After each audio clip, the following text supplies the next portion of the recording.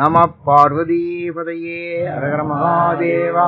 தென்னாடுடைய சிவனே போற்றி, சிவா திருச்சிற்றம்பலம். சான்றோர் மக்களே, பெரியோர்களே, தாய்மார்களே, பக்த கொடிகளே, நம்ம இந்த நிகழ்ச்சி 28/3/21 நம்ம ஆரம்பிச்சிருக்கோம். 28 பங்குனி உத்திரம் நம்ம 13/5/20 ஆரம்பிச்சிருக்கோம். 13/5/20 ஆரம்பிச்சிருக்கோம். சரியா 10 மாசம் இருக்கு. சரியா 10 மாசத்துல நம்ம 55வது நிகழ்ச்சி இருக்கு. 51வது பதியம் அச்சோ பதியம். இப்பொழுது நிகழ்ச்சி தொடங்க இருக்கிறது. நீங்க பாருங்களா? வரவேற்பு ஒன்றுங்களா? அதான் வரவேற்பு. இப்பொழுது நம்முடைய வேள்வி சதுர் திரு அண்ணாமலை அவர்கள் தான் இதை முன்னின்று நடத்துகிறார்கள்.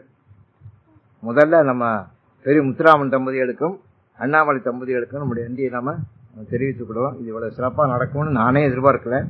ஆனா ரொம்ப சிறப்பா அது 10 மாசம் நடந்திருக்கு. இன்றைக்கு நம்ம நிகழ்ச்சி நிறைவு நிகழ்ச்சி பட்டாபிஷேக நிகழ்ச்சி. அவர்கள் வரவேற்பு நிகழ்ச்சி முறையாக கேட்டுக்கொள்கிறேன். அரிசோ ஐயா அவர்களுக்கும் வந்திருக்கும் சிவனடியார்கள் பக்த கொடிகள் அனைவரையும் வரவேற்று நமது இந்த நிகழ்ச்சி எப்படி தொடங்கியது என்பதை சில வார்த்தைகளில் சொல்லிக்கொள்ள விரும்புகிறேன். திரு பெரிய முத்துராமன் அவர்கள் கனடாவிலிருந்து இந்தியா வந்திருந்த சமயம் கடந்த மார்ச் 16, 2020 சிவநாம ஜபம் 24 மணி நேரம் சிவநாம ஜபம் செய்வோம் என்று ஏகன் அநேகன் தவக்குழு என்று ஆரம்பித்தார்கள். அதிலிருந்து முற்றோதல், கந்தசஷ்டி கவசம் பாராயணம், அபிராமி அந்தாதி பாராயணம் என்று பல குழுக்களாக பிரிந்து திருவாசகம் நயவுரை சொல்வதால் பலருக்கும் சென்றடையும், நல்ல எல்லாரும் பொருள் உணர்ந்து திருவாசகம் சொல்லலாம் என்று ஒரு பொருள் கொண்டு ஐயா அவர்களையும் திரு சோசோமி சுந்தரம் ஐயா அவர்களையும் திரு முத்துராமன் அவர்கள் தொடர்பு கொண்ட போது அவர்களும் உடனே சம்மதித்து கடந்த மே மாதம் ஐயா அவர்கள் சொல்ல ஆரம்பித்தார்கள். திருவாசகம் நய உரை சொல்ல ஆரம்பித்தார்கள். நமக்கு இந்த லாக்டவுன் பீரியட் கிட்டத்தட்ட சிறைகாலம் நமக்கு தவக்காலமாக மாறிவிட்டது. கடந்த இந்த ஒரு வருடத்தில் 9 மாதம் கடுமையான சிறைக்காலமாக இருந்தது. அது எங்களை பொறுத்தவரைக்கும் மிகவும் அற்புதமான தவக்காலமாக மாறிவிட்டது. இதுவரையும் திருவாசகம் சிவபுராணத்தை தவிர வேறு ஒன்றும் தெரியாது. ஐயா அவர்கள் திருவாசகம் நயவுரையை பதிவு செய்ய ஆரம்பித்ததும் மிகவும் ஆர்வம் உண்டாகி பல நல்ல விஷயங்கள் தானாகவே நடந்து வருகிறது. இதை எல்லோருக்கும் சொல்ல கடமைப்பட்டிருக்கிறேன். ஐயா அவர்கள் மிக எப்பொழுதும் சொல்லுவார்கள், பெரியவர்கள் ஆசீர்வாதம், பிரார்த்தனை, விரதம் இருக்கிறது சொல்லிக்கொண்டே இருப்பார்கள். இதெல்லாம் தன்னால வந்துருச்சு நமக்கெல்லாம் கேட்டு கேட்டு. அது நல்ல விஷயங்களும் நம்ம நினைக்காமலே நம்ம நினைக்கிற நல்ல விஷயங்களும் தன்னாலே நடந்து விடுகின்றன. இது அனுபவபூர்வமாக உணர்ந்து கொண்டதன் பலனாக நான் எல்லோருக்கும் சொல்லிக்கொள்ள விரும்புகிறேன். எல்லோரையும் வரவேற்று ஐயா அவர்களுக்கு மீண்டும் நன்றி கூறி மற்றும் நிகழ்ச்சியை தொடங்குமாறு கேட்டுக்கொள்கிறேன். வேளிச்சுவர முத்தையா தான் பேசலாம். வேளிச்சுவர முத்தையா அவர் இந்த வார்த்தை மாற்றுற சிவா திருச்சிற்றம்பலம். இந்த மாணிக்கவாசகர் அவருடைய திருவாசகத்தை அரிசோ ஐயா அவர்கள் 54 நிகழ்ச்சியாக நடத்தி வருகிறார்கள். நான் யதார்த்தமாக அவர்களை ஒரு வாரம் முன்பு வந்து சந்திக்க வந்தபோது இது நிறைவான நிகழ்ச்சி, இதுக்கு வர வேண்டும் என்று சொன்னார்கள். இதற்கு வந்தவுடன் தெரிகிறது இவ்வளவு சிறப்பாக நடக்கிறது என்று. மிகவும் மகிழ்ச்சி அடைகின்றேன். எல்லோரும் நல்லா இருக்க வாழ்த்துகின்றேன். இப்பொழுது காசி ஸ்ரீ பல மாணிக்கம் அவர்கள் தொடங்கி வைப்பார்கள். எல்லாருக்கும் வணக்கம். அருசோவியா அவர்களுடைய ஒரு தொடர்புனால ஏற்கனவே ஆன்மீகத்தில் எனக்கு ஈடுபாடு உண்டு. அவர்களுடைய தொடர்பால் பல விஷயங்கள் தெரிந்து கொண்டோம். பல யாத்திரைகளுக்கெல்லாம் அவர்கள் வழிகாட்டியாக இருந்து அனுமதித்திருக்கிறார்கள். அப்புறம் இப்போ தற்பொழுது திருவாசகம் முற்றுவதல் பாடல் பெற்ற தலங்கள்லாம் செய்து கொண்டிருக்கிறோம். அதுக்கு ஒரு 8 வருஷம் ப்ரோக்ராம் போட்டேன். அதுக்கு ஒரு வழிகாட்டியாளருக்கு ஒத்துக்கொண்டார்கள். அவர்களே தலைமையேற்று இது நடந்து கொண்டிருக்கிறது. கிட்டத்தட்ட 4 ஆண்டுகள் நிறைவடைந்து விட்டது. இன்னும் 4 ஆண்டுகள் இருக்கிறது. இந்த ஊரடங்குனால தொடர்ந்து செய்ய முடியவில்லை. நாங்கள் அப்பப்போ போகிறபோது ஒரு நாள் 2 நாள் கிடைக்கிற போது திருவாசகத்துக்கு ஒரு உரை சொல்லுவார்கள். அது வந்து நேரமின்மையால் முழுதாக சொல்ல முடியாது. ஏதாவது ஒரு பாடலில் ஒரு பகுதியை எடுத்து சொல்லுவார்கள். அதே ரொம்ப சிறப்பாக இருக்கும். இப்போ வந்து ஒரு நய உரை வந்து தொடர்ந்து 51 பதிகத்துக்கு செய்கிறது ஒரு பெரிய வேள்வி மாதிரி தான். நாங்கள் செய்கிறது திருவாசக வேள்வி. இது ஒரு பெரிய வேள்வி. இதெல்லாம் வந்து அவர்கள் காலத்தில் நம்ம இதெல்லாம் கேட்கறதுக்கு நமக்கு ஒரு பாக்கியம் கிடைத்திருக்கிறது. அவர்கள் தொடர்ந்து இது போன்று பல இதுகளுக்கெல்லாம் நய உரை சொல்ல வேண்டும் என்று நீங்கள் எல்லாம் இந்த நய உரையை கேட்டு அனுபவித்த அனைவரும் தொடர்ந்து இந்த கேட்டு மகிழ வேண்டும் என்று கேட்டுக்கொள்கிறேன். இந்த இறுதி நிறைவான இந்த பகுதியை நய உரையை தொடங்கி வைக்கிறதுல ரொம்ப மகிழ்ச்சி. இப்பொழுது இந்த நிகழ்ச்சிக்கு தலைமை தாங்குகிற நம்முடைய கல்வி மாமணி காண்டகத்தான் சிதம்பரம் அவர்கள் தலைமை ஒரு நிகழ்த்துவார்கள். அரசு ஐயா அவர்களுக்கும் மற்றும் அவருடைய குடும்பத்தார்களுக்கும் இங்கு வந்திருக்கும் திருவாசக நயவரை கேட்க வந்திருக்கும் ஏகன் அநேகன் உறுப்பினர் அனைவருக்கும் என்னுடைய முதற்கண் வணக்கத்தை தெரிவித்துக் கொள்கிறேன். ஐயா அவர்கள் கடந்த 10 மாதங்களாக நமக்கு திருவாசக நயவரை சொல்லி வருகிறார்கள். அண்ணாமலை அண்ணன் சொன்னது போல எனக்கும் திருவாசகத்திலே சிவபுராணம் மட்டும்தான் தெரியும். பிறகு நான் ஊருக்கு வந்த பிற்பாடு திருவாசகத்தை படிக்க ஆரம்பிக்க வேண்டும் என்று படிக்க ஆரம்பிக்கும் பொழுது எதை படிப்பது, எந்த பதியத்தை படிப்பது என்று தெரியவில்லை. படித்து பிரிக்கும் பொழுது பிடித்த பத்து என்று ஒன்று இருந்தது. சரி, இது மாணிக்கவாசகருக்கு பிடித்த பத்து போல இருக்கிறது, அதனால் நமக்கும் இது பிடிக்கும் என்று நான் அதை முதலில் பாராயணம் செய்து வந்தேன். அதை நன்காக மனப்பாடம் செய்தேன். இப்படி ஒவ்வொன்று பதியமாக படித்துக் கொண்டே வரும் பொழுது சில பதியங்கள் எனக்கு கவனம் செலுத்தாது. ஆனால் இங்கே ஐயாவிடம் வந்து உரையினை கேட்ட பிற்பாடு சில பதியங்கள் என்னை மிகவும் ஈர்த்தன. அதில் தரிக்கிலேன் காய வாழ்க்கை சங்கரா போட்டி என்று ஐயா அருமையாக அந்த பதிகம் சொன்னார்கள். அதற்கு விளக்க உரை கேட்ட பிறகு அந்த பதிகம் எனக்கு பிடித்தது. பிறகு கோயில் மூத்த திருப்பதிகம், ஒவ்வொரு பதிகமும் ஐயா உரை சொல்லும் பொழுது அந்த பதிகங்கள் மீது ரொம்ப நமக்கு ஈடுபாடு ஏற்பட்டது.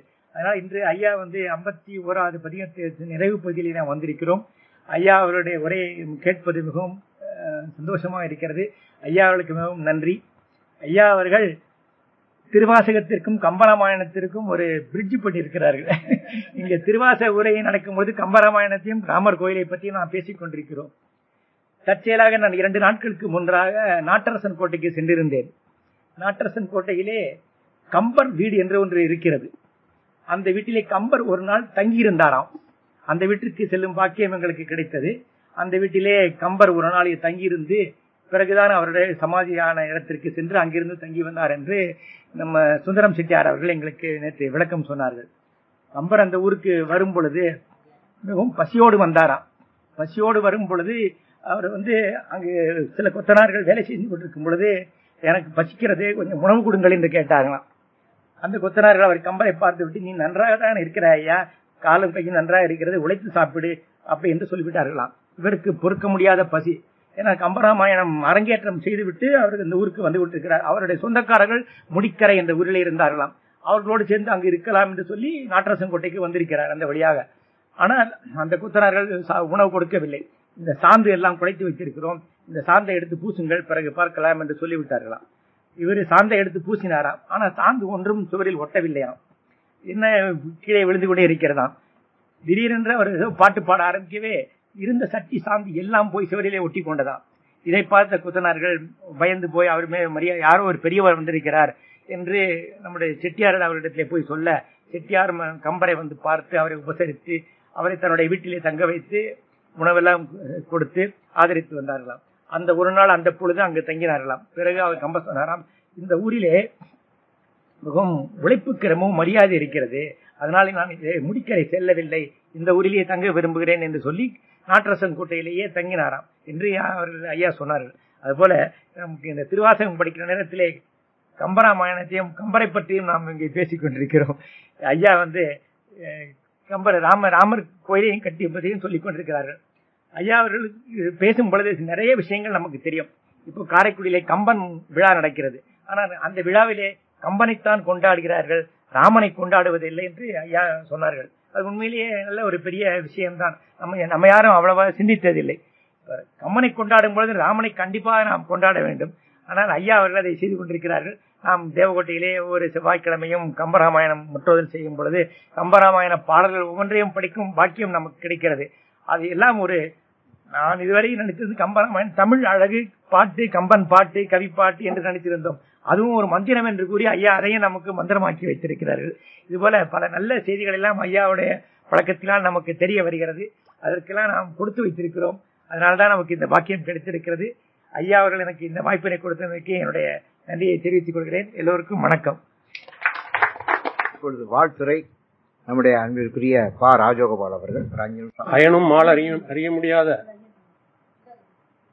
எல்லாம் அல்ல நமது சிவபெருமானுக்கு முதல் வணக்கத்தை மணிவாசகர் வழி என்று செலுத்தி, இந்த திருவாசக சபையினுடைய தலைமை பீடாதிபதியாக நமது ஐயா அருசோ அவர்களையும் அன்னை நீலாட்சி அவர்களையும் வணங்கி, இங்கே குழுமியிருக்கின்ற பேரன்பிற்கும் பெருமதிப்பிற்கும் உரிய சான்றோர் பெருமக்களே, மெய்யன்பர்களே, சிறுவர் சிறுமிகளே, உங்கள் அனைவருக்கும் எனது முதற்கண் வணக்கத்தை தெரிவித்துக் கொண்டு, இந்த திருவாசக நிறைவுரையை இன்றைய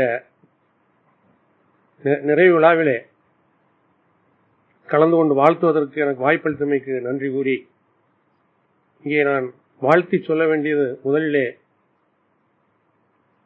கனடாவில் இருந்து கொண்டு நமது சைவத்தையும் தமிழையும் நினைத்து கொண்டு அங்கே வாழ்ந்து கொண்டிருக்கின்ற பேரன்பிற்குரிய ஐயா பெரி முத்துராமன் அவர்களையும் அவர்களது குடும்பத்தாரையும் முதலிலே வாழ்த்திக் கொண்டு, அதன் தொடர்பாக இந்த 55 நாட்களையும் பதிவு செய்வதற்காக ஒவ்வொரு முறையும் தவறாது வந்து பதிவு செய்து கொண்டிருக்கின்ற ஐயா அண்ணாமலை கனகாம்பாளாட்சி அவர்களையும் வணங்கி வாழ்த்தி, இந்த உரையை ஐயா சொல்வார்கள் எல்லாமே இறைவன் வழி என்று. அவர்கள் ஐயா எடுக்கின்ற ஒவ்வொரு செயலும் ஒவ்வொரு நடவடிக்கையும் இறைவழி என்பார்கள். நயவுரையை பலமுறை பல சந்தர்ப்பங்களில் தினமணி போன்ற பத்திரிகைகளிலே என்னை எழுதச் கேட்டார்கள். அப்போதெல்லாம் மறுத்திருந்தேன். ஆனால் இந்த கொரோனாவுடைய ஊரடங்கு வாயிலாக இந்த திருவாசகத்திற்கு நயவுரை சொல்கின்ற வாய்ப்பை நான் பெற்றேன் என்று ஐயா சொல்வார்கள். இந்த திருவாசக நயவுரை என்பது உலக அளவிலே இன்றைக்கு பல ஆயிரக்கணக்கான மக்கள் கேட்கின்ற வாய்ப்பை பெற்றிருக்கின்றது. திருவாசகத்திற்கு உருவார், ஒரு வாசகத்திற்கும் உருவார் என்பதை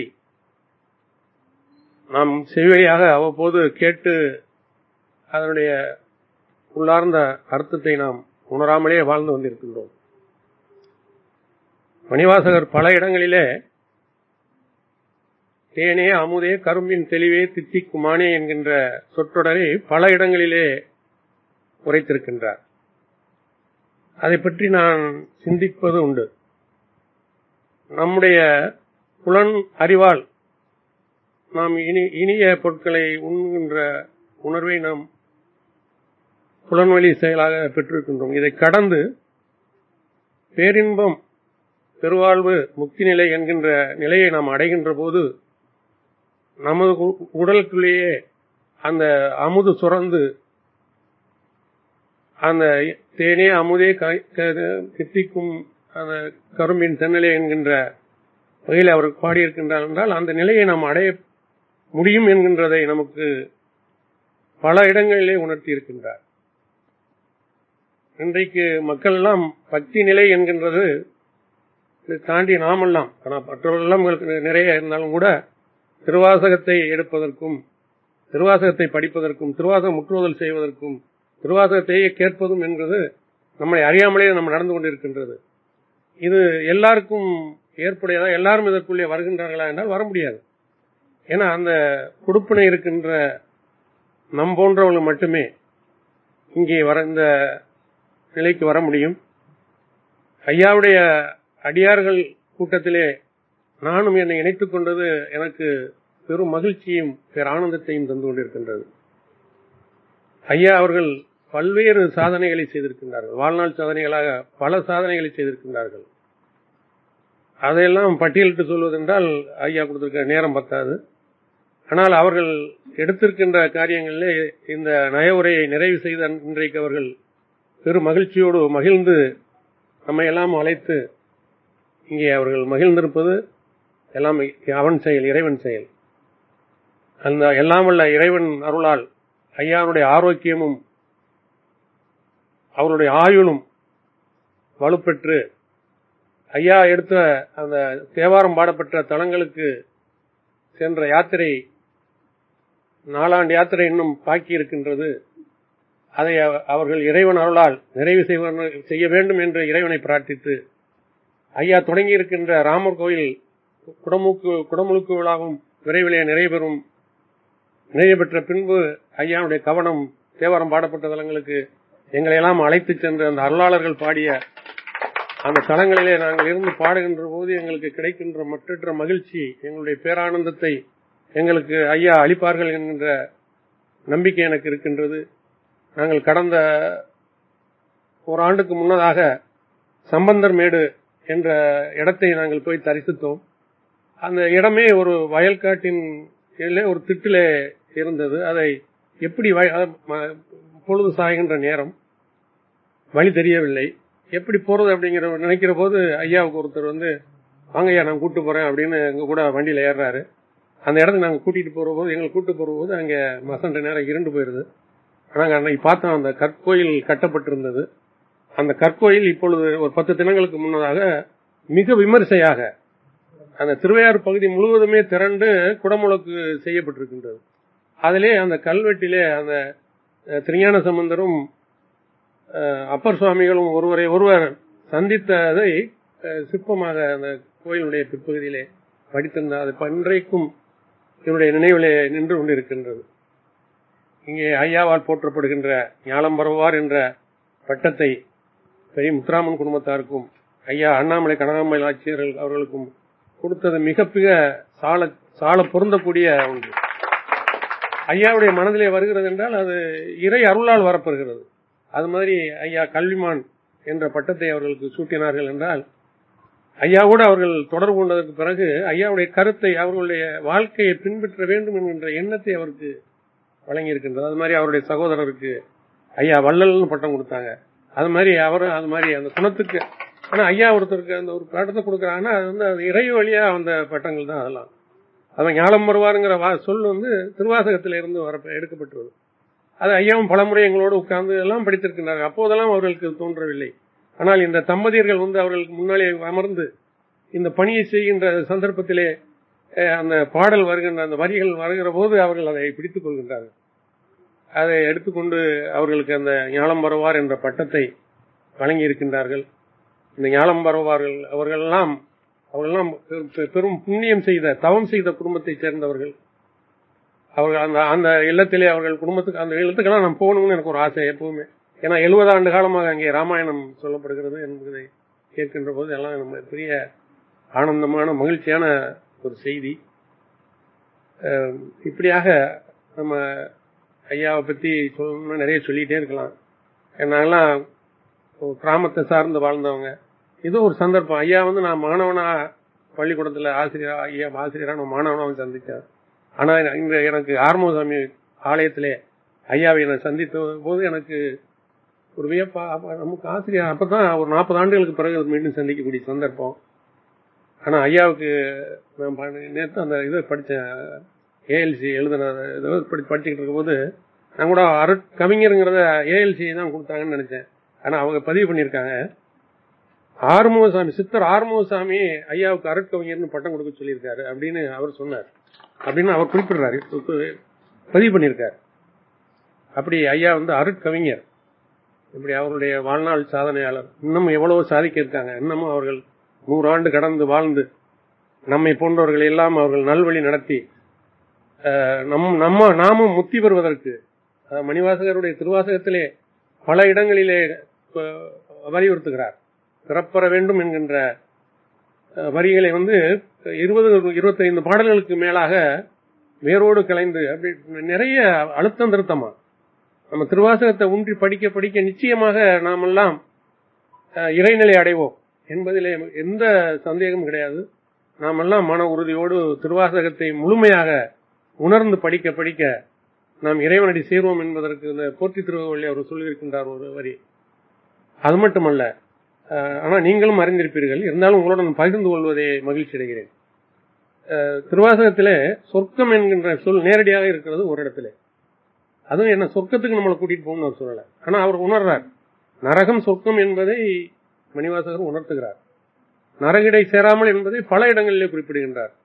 ஆனால் சொர்க்கமும் போக வேண்டாம், உங்களை நிச்சயமாக பரகதி கொண்டு சேர்ப்பேன், சிவகதி அடைகள் செய்வேன் அப்படிங்கிறத நரகோடு சொர்க்கம் நானிலம் புகாமல் பரகதி பாண்டியனுக்கு அருளினாய் போற்றி என்று பாடுகிறார். இன்னொரு இடத்துல பரவதம் படவழி பரப்பாய் என்று அந்த சொர்க்கம் இருக்கிற வரைக்கும் அவருடைய ஒளி படர்ந்திருக்கிறது என்பதை ஒரு இடத்திலே குறிப்பிடுகின்றார். இப்படி சொர்க்கத்தை பற்றி அவர் 2 இடங்களிலே குறிப்பிடுகின்றார். ஆனால் நரகம் என்பதை பல இடங்களிலே குறிப்பிட்டார். ஆனால் நரகத்துக்கு நம்ம நிச்சயமாக அனுப்பப்பட மாட்டோம், நாமெல்லாம் சொர்க்கத்துக்கும் இல்லை சிவனடையே சேருவோம் என்பதை மணிவாசகர் அழுத்தம் திருத்தமாக கூறியிருக்கின்றார். அதில் அப்பளுக்கும் கிடையாது. ஐயாவுடைய திருவடியை நாம் பணிந்து அவருடைய திருவடியை இதை சிக்கன பிடித்துக் கொண்டால், ஐயா சொன்னார்கள் மணிவாசகருக்கு பிடித்த பத்து என்றால் பிடித்த பத்து இல்ல, மணிவாசகர் சிவனை பிடித்துக் கொண்ட பற்று. இனிமே நான் உன்னை பிடிச்சுக்கிட்டேன், எங்கே போய் நீ விழுந்துட முடியும் அப்படின்னு அந்த 10 பாடல்களையுமே அவர் பாடுகிறார். இப்படி என்னுடைய இந்த சிற்றுரையை முடித்துக் கொண்டு இடமர்களே நன்றி வணக்கம். நம பார்வதி பதையே ஹரஹர மகாதேவா. என்னாடுடைய சிவனே போற்றி, சிவா திருச்சிற்றம்பலம். சான்றோர் மக்களே, பெரியோர்களே, தாய்மார்களே, பக்த கோடிகளே, நம்ம நிகழ்ச்சி இன்னைக்கு நிறைவு நிகழ்ச்சி 51வது பதியம் அச்சோப்பதியம். இது பட்டாபிஷேகம். சாதாரணமா நாம ராமாயணம் சொல்லும்போது பட்டாபிஷேகம்னு கடைசியா சொல்லுவோம். அது மாதிரி இது பட்டாபிஷேக பதிகம். இது எப்படி பட்டாபிஷேகங்கிறத பிறகு நான் உங்களுக்கு வியாக்கியானம் பண்றேன். இந்த நிகழ்ச்சியை நம்ம சாதாரணமா தான் நினைச்சு தொடங்கணும். ஆனா வளர வளர வளர வளர இன்ஸ்பிரேஷன் நிறைய எனக்கு கிடைச்சது. அந்த இன்ஸ்பிரேஷன் காரணமாக புது புது அர்த்தங்கள் எல்லாம் நான் சொன்னேன். யாரும் சொல்லாத நய உரைகள் எல்லாம் அர்த்தங்கள் எல்லாம் நான் அதை சொல்லியிருக்கேன். அதான் விரைவில் புத்தகமாக வெளிவரும். நாம இதுக்கு முதல்ல நன்றி சொல்ல வேண்டியது பெரிய முத்துராமன் அவர்களுக்கு. அவர் தான் இதற்கு காரணமாக இருந்தவர். அவர் தான் நம்ம அண்ணாமலை ஈடுபடுத்தினார். அண்ணாமலை வீட்டுக்கு நான் ராமாயணத்துக்கு 40 வருஷமா போயிருக்கேன், நிறைவேற சொல்லி இருக்கிறேன். அவர் விட்டு 70 வருஷமா நடக்குது. இருந்தாலும் எங்களுக்கு நேரடி தொடர்பு இல்லை. இது வந்த பிற்பாடு அவருடைய நெருங்கிய தொடர்பு அவரும் மனைவியாரும். அவர் இப்ப சிவனாவே ஆகிட்டாருன்னு அவங்க அண்ணனே சொன்னாரு. என் தம்பி இப்ப சிவனாவே ஆகிட்டார். அதான் ரொம்ப முக்கியம். அதோட அவங்க அண்ணன் மகனை அங்க நான் பார்த்தேன் திருவாரூர்ல. அவரும் நான் தங்கின்னு அவன் சொல்றான் இதே வார்த்தை, எங்க சித்தப்பா சிவனாவே ஆகிட்டா அவங்களோட சேர்ந்து உங்க பேச்ச கேட்டு அப்படிங்கிறாரு. அதனால அந்த எண்ணம் இல்லை, அது அவரே சொன்னார். நான் ரொம்ப மாறி இருக்கிறேன், எனக்கு நிறைய செய்தி தெரியுது, நான் நினைச்செல்லாம் நடக்குது. ராமாயணத்துக்கும் திருவாசகத்துக்கும் வித்தியாசமே கிடையாது, ரெண்டும் ஒண்ணுதான். ஏன்னா நான் ராமாயணத்தையும் முழுமையா படிச்சு திருவாசகத்தையும் முழுமையா படிச்சு அதை அனுபவிச்ச ஏற்பாடு ரெண்டும் ஒண்ணுதான் அப்படிங்கறத என்னுடைய முடிந்த முடிவு. இப்ப பாருங்க, இது இன்னைக்கு முடிக்கிறோம். நேற்று மத்தியானம் தான் சாயங்காலம் தான் நாங்க தேதி வைக்கிறோம் நம்ம ராமர் கோயிலுக்கு கும்பாபிஷேகத்துக்கு. ஒரு அந்தாதி, ஒரு அந்தம் இன்னொருக்கு ஆதியாக வரும் அப்படின்னு ஒரு இலக்கணம் இருக்கு. அந்த இலக்கணம் பொருந்தும், அதான் காட்லின்னு சொல்றது. அப்ப அந்தாதி இது அந்தம், அதுக்கு ஆதி தேதி வச்சாச்சு. கும்பாபிஷேகம் தேதி வைக்காம இருக்க ரொம்ப பேர் கும்பாபிஷேகம் நான் சித்திரை மாசம் சொன்னேன். சரியா சித்திரை மாசம் 31ஆம் தேதி கும்பாபிஷேகம் காலையில தேதி வச்சுட்டோம். அது பெரிய ஆச்சரியம். இதுதான் காட்லைன். காட்லைன்னா என்னன்னு நீங்க தெரிஞ்சுக்கணும். நான் எப்பவுமே இந்த காட்லைன்ல தான் போயிட்டே இருப்பேன். காட்லைன்ல உத்தரவு கிடைச்சா தான் நான் அதை ஈடுபடுவேன், இல்லைன்னா வரட்டும் பார்ப்போம். காட்லைன்ல கிடைக்கும், எனக்கு உத்தரவு கிடைக்கும். அதனால இதெல்லாம் நம்ம திருவாசகத்துல நம்ம தெரிஞ்சுக்கணும். அன்னைக்கு ஒரு பெரிய அர்த்தம் சொன்ன உங்களுக்குலாம், பொய்யினே சொல்ற அந்த உடம்ப அப்படிங்கிற உங்களுக்கு விளக்கம் சொன்னேன். யாரும் இதுவரை உடம்ப பொய்ன்னு சொன்னது இல்லை, மெய்யினு சொல்லுவாங்க. ஆனா இந்த பொய்யும் மெய்யும் ஒரு காலத்துல பொய்யாகி போகும்னு பட்டினத்தார் பாடினார் சொன்னேன். இவரு பொய்யினே சொல்றாரு. பொய்யும் அதான் பொய்யும் போகாது என் செய்யன்னு ஒரு பாட்டு வரும் வெண்பா. அது மாதிரி அந்த இடத்துல பொய்னா உடம்பு தான் அர்த்தம். அப்படியே பாடுறாரு அவரு. இதெல்லாம் அன்னைக்குதான் என் மனசுல பட்டுது. படிக்கிற போது சாதாரணமா நம்ம படிக்கிறது படாதது, இங்க உட்காந்து நம்ம பேசுற போது இந்த இன்ஸ்பிரேஷன் சொல்றது ஞானோதயம் அப்படி ஏற்பட்டு உங்களை பல செய்திகளை சொல்லியிருக்கேன். இது அச்சோப்பதிகம், இது தென்னையில அருளியது. அச்சோனா என்ன? அச்சாங்கிறவன் அச்சான்னு சொல்ற மாதிரி ஹிந்தியில அச்சா, அத அச்சான்னு சொன்னா ஹிந்தி, அச்சோன்னு சொன்னா தமிழ். இந்த நிகழ்ச்சியில எல்லாருக்கும் பரிசு கொடுக்கிறா நம்ம வள்ளல் வள்ளியப்பன் அவர் சம்சார் ஜெயா கட்சியவர் வந்திருக்கிறார்கள். அவர் இன்னைக்கு வரணும், வர வேண்டியவர். அவர் உடல்நல செய்வதனால ஆட்சியை மட்டும் சென்னையில் தான் அனுப்பிச்சிருக்கிறாரு. இன்னைக்கு எல்லாருக்கும் பரிசு புஸ்தகங்கள் வழங்குகிறார்கள். தொடர்ந்து நம்ம ராமாயண நிகழ்ச்சிகள், நம்ம நிகழ்ச்சி எங்கெங்க நடக்குதோ அங்கெல்லாம் ஒரு 5000 ரூபாய்க்கு அவர்கள் பரிசுகளை வழங்குவார்கள். இன்றைக்கு இங்கே எல்லாருக்கும் 5000 ரூபாய்க்குள்ள பரிசுகள் புஸ்தகங்கள் வழங்கப்படுகின்றன தெரிவித்துள்ளேன். அதோட அவர்கள் நம்ம ராமர் கோயிலுக்கு 1,00,000 ரூபாய் நன்கொடை வழங்கினார்கள். அவர்களை தொடர்ந்து நம்ம சிதம்பரம் நம்ம பையன் தேனப்படும் 1,00,000 ரூபாய் நன்கொடை வழங்கினார்கள். நம்ம பேரன் சிவகுரு நாமல் 1,00,000 ரூபாய் வழங்கினேன். நம்ம மீனா ஐயப்பன் மகன் அது 1,00,000 ரூபாய் வழங்கிச்சு. இப்ப இந்த விக்கிரகங்களுக்கு பணம் கொடுக்கலாம்னு நம்ம அறிவிச்சோம். அபிராமி சோமசுந்தரம் அவர்கள் ஆஞ்சநேயருக்குரிய பணத்தை அவர்கள் வழங்குகிறார்கள். நம்ம ராமர் அவர்கிட்ட கேட்டாரு வள்ளியப்பன், எந்த விக்கிரகத்துக்கு நான் கொடுக்க நீங்க சொல்லுங்க அப்படின்னு கேட்டாரு. நீங்க ராமருக்கே கொடுங்க அப்படின்னு சொன்னேன். ராமர் தான் 3000 பேருக்குல ரொம்ப அழகா முடிஞ்சிருக்கா, நீங்க ராமருக்கே கொடுங்க அப்படின்னு சொன்னேன். சரின்னு அவர் 75,000 ரூபா, 3 அடி சிலை, ஒரு அடி 75,000 ரூபா அவர் இன்றைக்கு அனுப்பி தந்திருக்கிறார்கள். அதெல்லாம் அவன் நடத்துறாங்கிறதுக்கு இதெல்லாம் ஒரு உதாரணம். நமக்கு ராமரா செஞ்சுக்கிறாருங்க, எனக்கு ஒன்றும் சொல்ல தெரியல. அப்படி ராமாயணத்துல பட்டாபிஷேகம் சொல்லுவோம். அரியணை அனுமந்தாங்க அங்கதன் உடைவாழ் பற்ற பரதன் வெண் குடை கவிக்க இருவரும் கவரி வீச விரை செரு கமலத்தாள் சேர் வெண்ணைமண் தலையன் தங்கள் மரபுலோர் கொடுக்க வாங்கி வசிஷ்டனே புனைந்தான் மௌலி அப்படின்னு அந்த பாட்டை முடிப்போம். அது முடிச்சாச்சுன்னா முடிஞ்சது. அது மாதிரி இந்த அச்சோபதியத்துல என்ன சொல்றாரு, சிவ பதவி நமக்கு கிடைச்சிருச்சியா அப்படிங்கிறாரு. சிவ பேர் நமக்கு கிடைச்சிருக்கு, அதான் நமக்கு பட்டாபிஷேகம். இவ்வளவு பாட்டு 50 பதிகம் நம்ம படித்தோம். 50 பதிகத்திலேயே அவரு அழுகிறாரு, எனக்கு கொடுங்கிறாரு, தள்ளி போச்சேங்கிறாரு, நீ எப்ப தருவாங்கிறாரு, உன்னை நான் எப்படி வணங்குவேங்கிறாரு, உன்னை நான் எப்படி அடைவேங்கிற, இப்படி லாப நிலையத்தான் நம்ம பார்த்தோம். இங்க பாருங்க சந்தோஷத்துல பேசுறாரு. என்ன சந்தோஷம்னா, உன்னை எப்படி நான் பேசுறது, உன்னை நான் எப்படி வர்ணிக்கிறது, எனக்கே தெரியும். எனக்கே நீ சிவபத்தை கொடுத்துட்டிய, சிவ அடி பேர் கொடுத்துட்டிய, சிவமயத்தை தந்துட்டிய. சோ நான் இப்ப என்ன சொல்றேன், அடாடா ஆகா ஆகா ஆகான்னு சொல்ல மாட்டேங்க. ஆகா ரொம்ப சந்தோஷம். ஆகா ஆகா ஆகா. கிரிக்கெட்ல பந்து போட்டோம்னா அடிச்சா சிக்ஸர் பறந்துச்சுன்னு வச்சுங்க, ஆகா ஆகா ஆகா அப்படின்னு. அதுவும் 6 பந்து போடுங்க, 6ஐயும் அடிப்பான் ஒருத்தன், 6 சிக்ஸர் அடிச்சான் ஒருத்தன். 6 பந்து அமைப்புக்கு 6 பந்து போடணும், 6 பந்தையும் சிக்ஸர் அடிச்சான் ஒருத்தன். ஒரு டீம்ல பறக்குது, என்டைய டீம் 1,00,000 பேர் எந்திரிச்சுன்னு கை தட்டி கத்துறான் கத்துறான் கத்துறான், ஆகா ஆகா ஆகா ஆகா ஆகா ஆகா. அதான் அந்த பாட்டு தான் இந்த பாட்டு. ஆகான்னு சொல்ற பாருங்க, இந்த வியப்புக்குரிய ஆகான்னு சொல்லலாம். அடாடாடா அடாடா சரி யாருமே இப்படி பல வார்த்தைகள், அதெல்லாம் வியப்புக்குரியது. அதுக்கெல்லாம் அர்த்தம் சொல்ல முடியாது, வியப்புக்குரிய. அது மாதிரி அச்சோ அப்படிங்கிற வார்த்தையை இவர் கண்டுபிடிச்சிருக்காரு. இவர் கண்டுபிடிச்ச வார்த்தை தெரிஞ்சுங்க, இதான் இன்ஸ்பிரேஷன். அச்சோங்கிற வார்த்தை இவர் தான் கண்டுபிடிச்சு. இதுக்கு முன்னால் அச்சோங்கிற வார்த்தை கிடையாது. அச்சோ அச்சா அடாடா அச்சாங்கிறான் பாருங்க. நாங்க அந்த அச்சாங்கிற வார்த்தையை வச்சுக்கிட்டு தான் காசு வரைக்கும் நடந்துகிட்டு இருந்தோம்.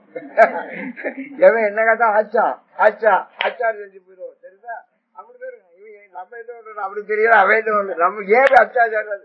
அதான் அச்சா நல்ல வார்த்தை அச்சா அச்சா அப்படின்னு நாங்க ஓட்டணும். அது மாதிரி அச்சோங்கிற வார்த்தை இவர் தான் கண்டுபிடிச்சாரு. இதுக்கு முன்னால் அச்சோங்கிற வார்த்தை நான் எதுலையும் பயிரப்பட்டிருக்கதா எனக்கு தெரியல. ஏன்னா அவருக்கு ஒரு சந்தோஷத்துல கண்டுபிடித்த வார்த்தை. அதனால இது அனுபவ வழி அறியாமைன்னு பழைய உரை. அனுபவ வழி உரை அனுபவம். இப்ப நான் சொல்ற கூட உங்களுக்கு அனுபவம் தான். அனுபவத்தை எப்படி சொல்றது? அறியாமை. ஏன்னா அவர் அடைஞ்ச அனுபவம் இருப்பாருங்க, அந்த அனுபவத்தை நான் எப்படி சொல்வேன் அப்படிங்கிறது சில அனுபவம்.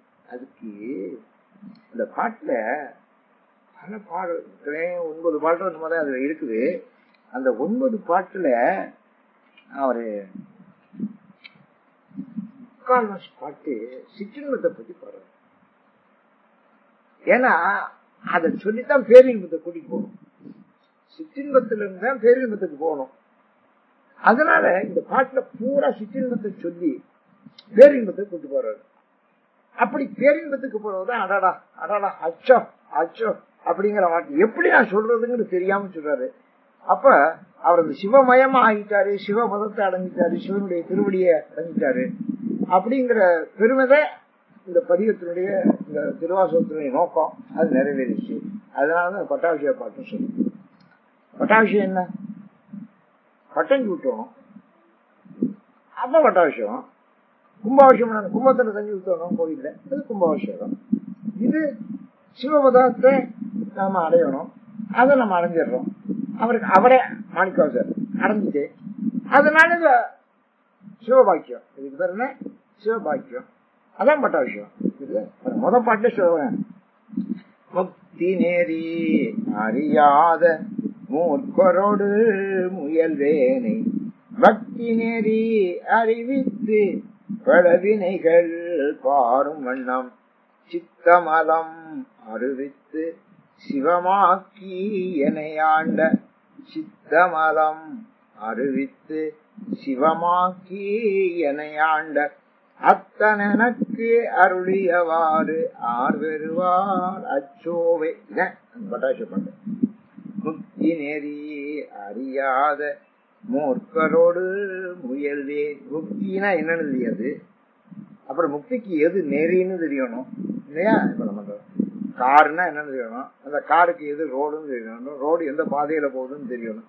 இவ்வளவு அதான் நெறி. முக்தி நெறி அறியாத மூர்க்கரோடு முயல்வேனே. உலகத்துல ரொம்ப மூர்க்க பயலாத்தான் இருக்கேன். சில பேரை நான் பார்த்தேன்னா பைய எதிர்த்து போயிருவேன். என்ன காரணம்? இவனோட எல்லாம் பழகிறத விட நம்ம பழகாம சேர்றதை விட சேராம இருக்க நல்லது அப்படின்னு போயிருவேன்.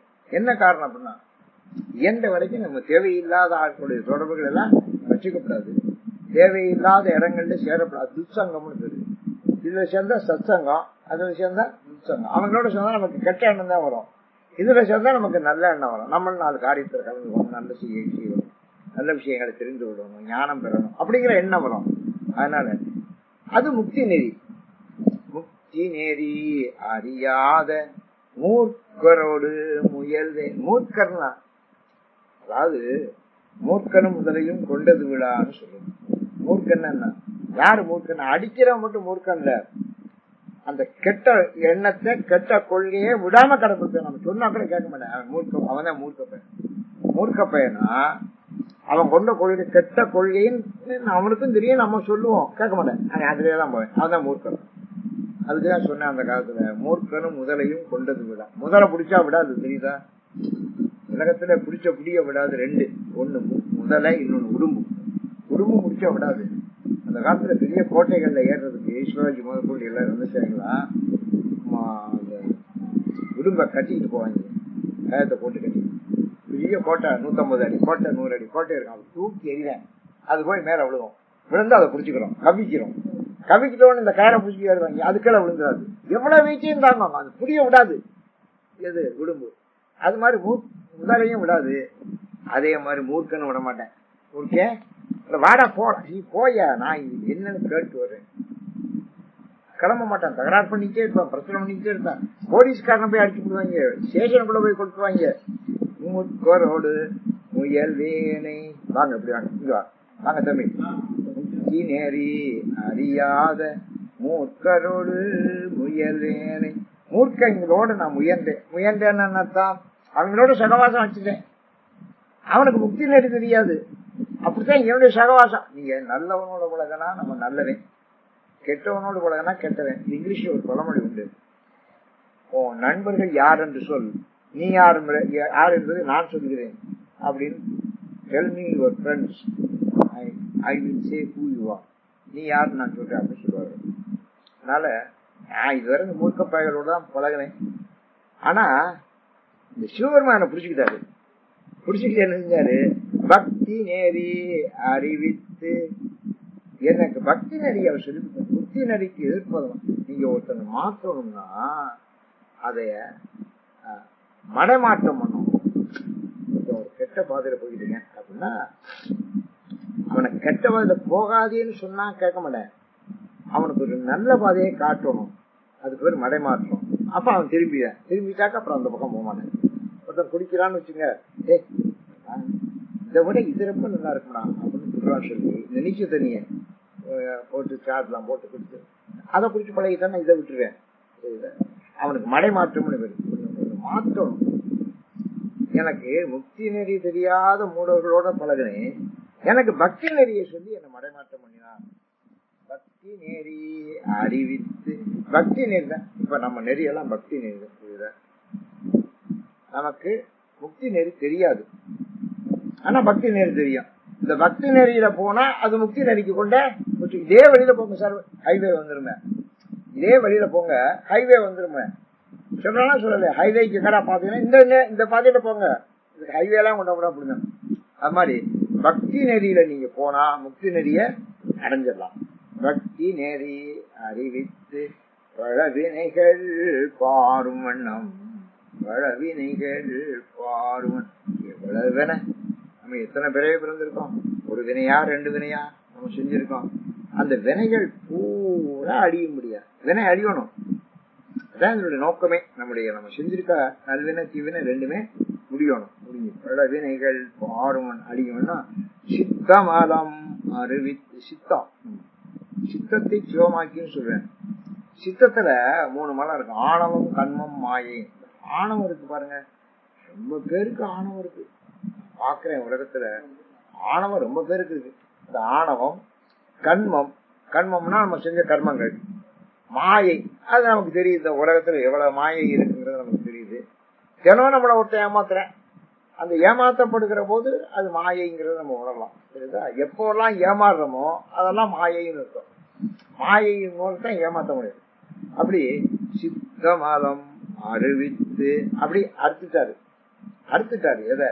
நம்முடைய சித்தத்தில் இருந்த மலம், ஆணவம் கண்மம் மாயை. இது நம்ம எத்தனையோ பிறவியா வருது.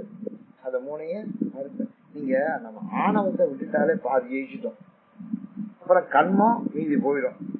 அப்புறம் மாயைக்கு நம்ம ஆட்பட மாட்டோம், மாயையில ஈடுபடவே மாட்டோம், மாயினால நம்ம ஓடியாந்துரும். சித்தமலம் அறிவித்து சிவமாக்கி எனையாண்ட. சித்தமலத்தை அறுத்து சிவமாக்கி என்னையே சிவமாக்கிட்டா. அதான் பட்டாபிஷேகம். சிவமாக்கி என்ன சிவம் ஆக்கிட்டாரு, அதான் சிவமயம். எல்லாம் சிவமயமே ஆமனு பட்டத்தார் சொன்னாரு. இவர் என்ன சிவமே ஆக்கிட்டாரு, அதுதான் பட்டாபிஷேகம். பட்டாபிஷேகம் ராஜா ஆகிட்டான்னா பட்டாபிஷேகம் பண்ணிட்டு முடிச்சோம் இல்லையா? சிவம் ஆகிட்டா அதான முடிந்த முடிவு. நம்மள சிவம் ஆக்கிட்டாரு. இது வரைக்கும் 50 வடிவத்திலையும் சிவம் ஆக்கல. என்ன ஆக்க மாட்டியா, என்ன நீ என்ன ஒழுங்கா பண்ண கூட்டிட்டு போக மாட்டியா, எனக்கு பாதை காட்ட மாட்டியா, எனக்கு இப்படி கஷ்டத்தையே கொடுத்து இப்படியே பாடிக்கிருந்தவரு. ஆனா இப்ப சிவமாக்கிட்டாருங்கிறத சொல்லிட்டா. அதனாலதான் பட்டாபிஷேகம் பண்ணு. சிவமாக்கி எனையாண்ட அத்தன் எனக்கு அருளியவா ஆர் பெறுவார் அச்சோவே. அத்தன்னா சிவன் தலைவன். அவன் எனக்கு செஞ்சிருக்கானே, என்ன சிவமாக்கினானே. இது மாதிரி யாரு செய்வா? நீங்க யோசிச்சு பாருங்க, யாரும் செய்ய மாட்டாங்க. எத்தனையோ பேரோட நம்ம பழகிறோம், சில பேர் தான் செய்வாரு. சிவன் தான் செய்வார். சிவன் என்ன சிவமாவே ஆக்கிட்டாரு. பக்தி நெறிய அறிவித்தார். பக்தி நெறிய நமக்கு பெரிய கண்ணப்பன் தான் பிரபலப்படுத்தணும். கண்ணப்ப நாயனார் தான் பிரபலப்படுத்தினார். அதுக்கு முன்னால கோவில் கும்பாபிஷேகம் திருவிழா வழிபாடு நெறி அப்படின்னு ஆகம நெறி 28 ஆகமம் இருக்கு. 4 வேதம் 28 ஆகமம். இந்த ஆகம நெறியில ஒரு கோவில் பண்ண காப்பாங்க, இது என்ன ஆகம நெறியில இங்க பூஜை எல்லாம் நடக்குது அப்படின்னு காப்பாங்க. பத்ததின்னு பேர், அதுக்கு பேரு பத்ததின்னு சொல்லுவாங்க. அப்படி ஒரு நெறி உண்டு. இந்த ஆகம நெறியை மீறி ஒரு நெறிய காட்டின கண்ணப்ப நாயனார். அதான் அந்த கதை. அது என்ன நெறி தெரியுமா? அதான் பக்தி நெறி. அது பக்தி நெறி. இப்ப நம்ம பூஜையெல்லாம் பக்தி நெறி பூஜை தான். எனக்கெல்லாம் கண்ணப்ப நாயனார் தான். சிவகோச்சரியார் கண்ணப்ப நாயனார் கதையில வர சிவகோச்சரியார் தான் ஐயர். அவர் ஆகம நெறிப்படி பூஜை பண்றாரு. இதே நம்ம கண்ணப்ப நாயனார் என்ன பண்றாரு?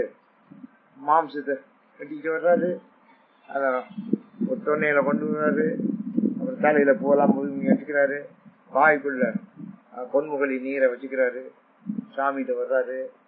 அப்படி காலில் செருப்பு போட்டுக்காரு, அதனாலே கூட்டி எழுறாரு, செருப்பு கால்னாலே கூட்டி எழுறாரு.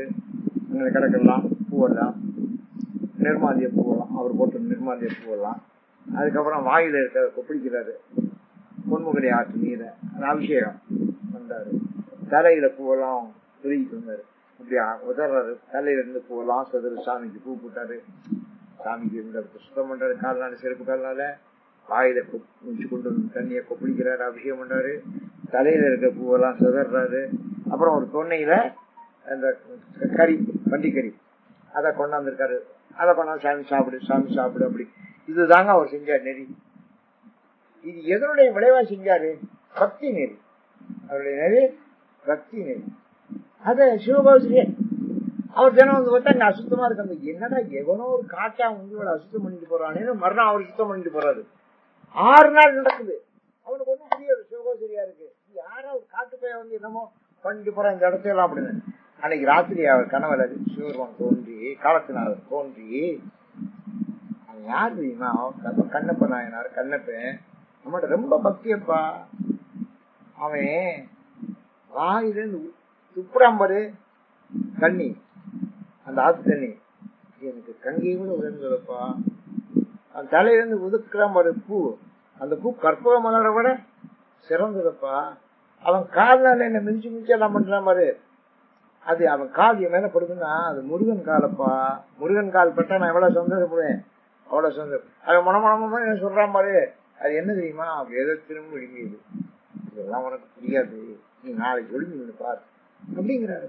இதெல்லாம் உனக்கு புரியாதுங்கிறாரு சாமி. சொல்றாரு சிவகோசரியாருக்கு 28 ஆகமத்தையும் படிச்சவரு, ஆகம நெறிப்படி பக்தி பூஜை பண்றவரு. அவரை பார்த்து இதெல்லாம் உனக்கு புரியாது, நீ ஒழுங்கு பாரு.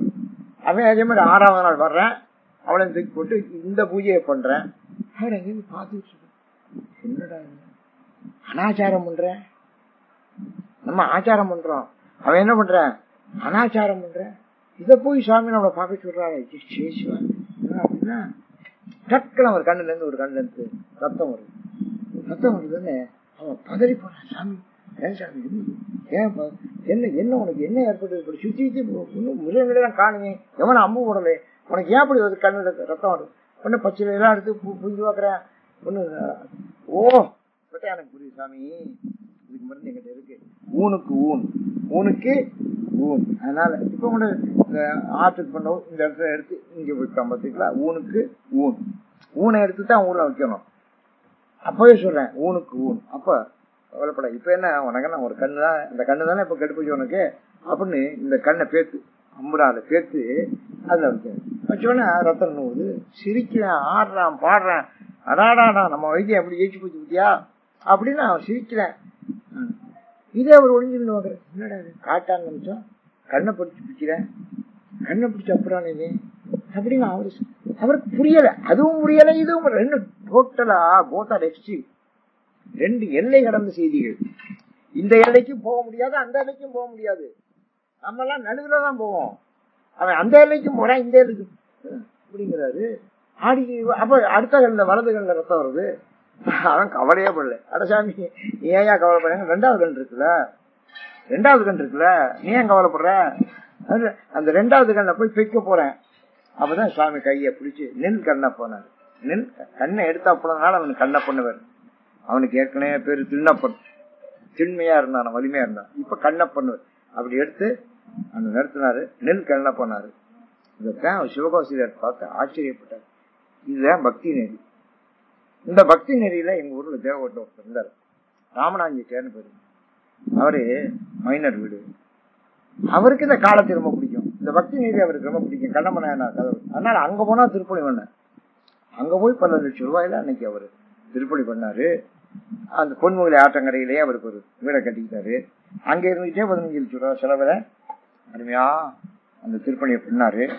திருப்பணி நடந்தது. அவர் எப்போ சிவ பூஜை பண்ணுவாரு தன்னுடைய வீட்டுல. அவரு சொந்தமா ஒரு வீடு அங்க வச்சிருந்தாரு. அங்க உட்கார்ந்துட்டேன், எல்லாம் திருப்பணி பண்ணிக்கிறாரு. அங்க சிவராத்திரிக்கு 4 காலம் நடக்கும். 4 காலத்துல 3 காலம் மனைவியோட நின்று பாப்பாரு, சாமி பூஜை பண்ணாரு. 4ஆம் காலம் நடக்குது பூஜை. அப்ப 4ஆம் காலம் நடக்கிற போது ஆட்சி பக்கத்துல இருக்கா, ஆட்சி அந்த காதியை கலட்டு அப்படின்னாரு. அவளுக்கு ஒன்றும் புரியல. சிவராத்திரி இன்னைக்கு சிவம்னா மங்களம்னு சிவராத்திரி அதை எழுதினாரு. ஐயரை கூப்பிட்டாரு. இவரு கட்டின கோயில் இது அம்பாள் ஞானாம்பிகை.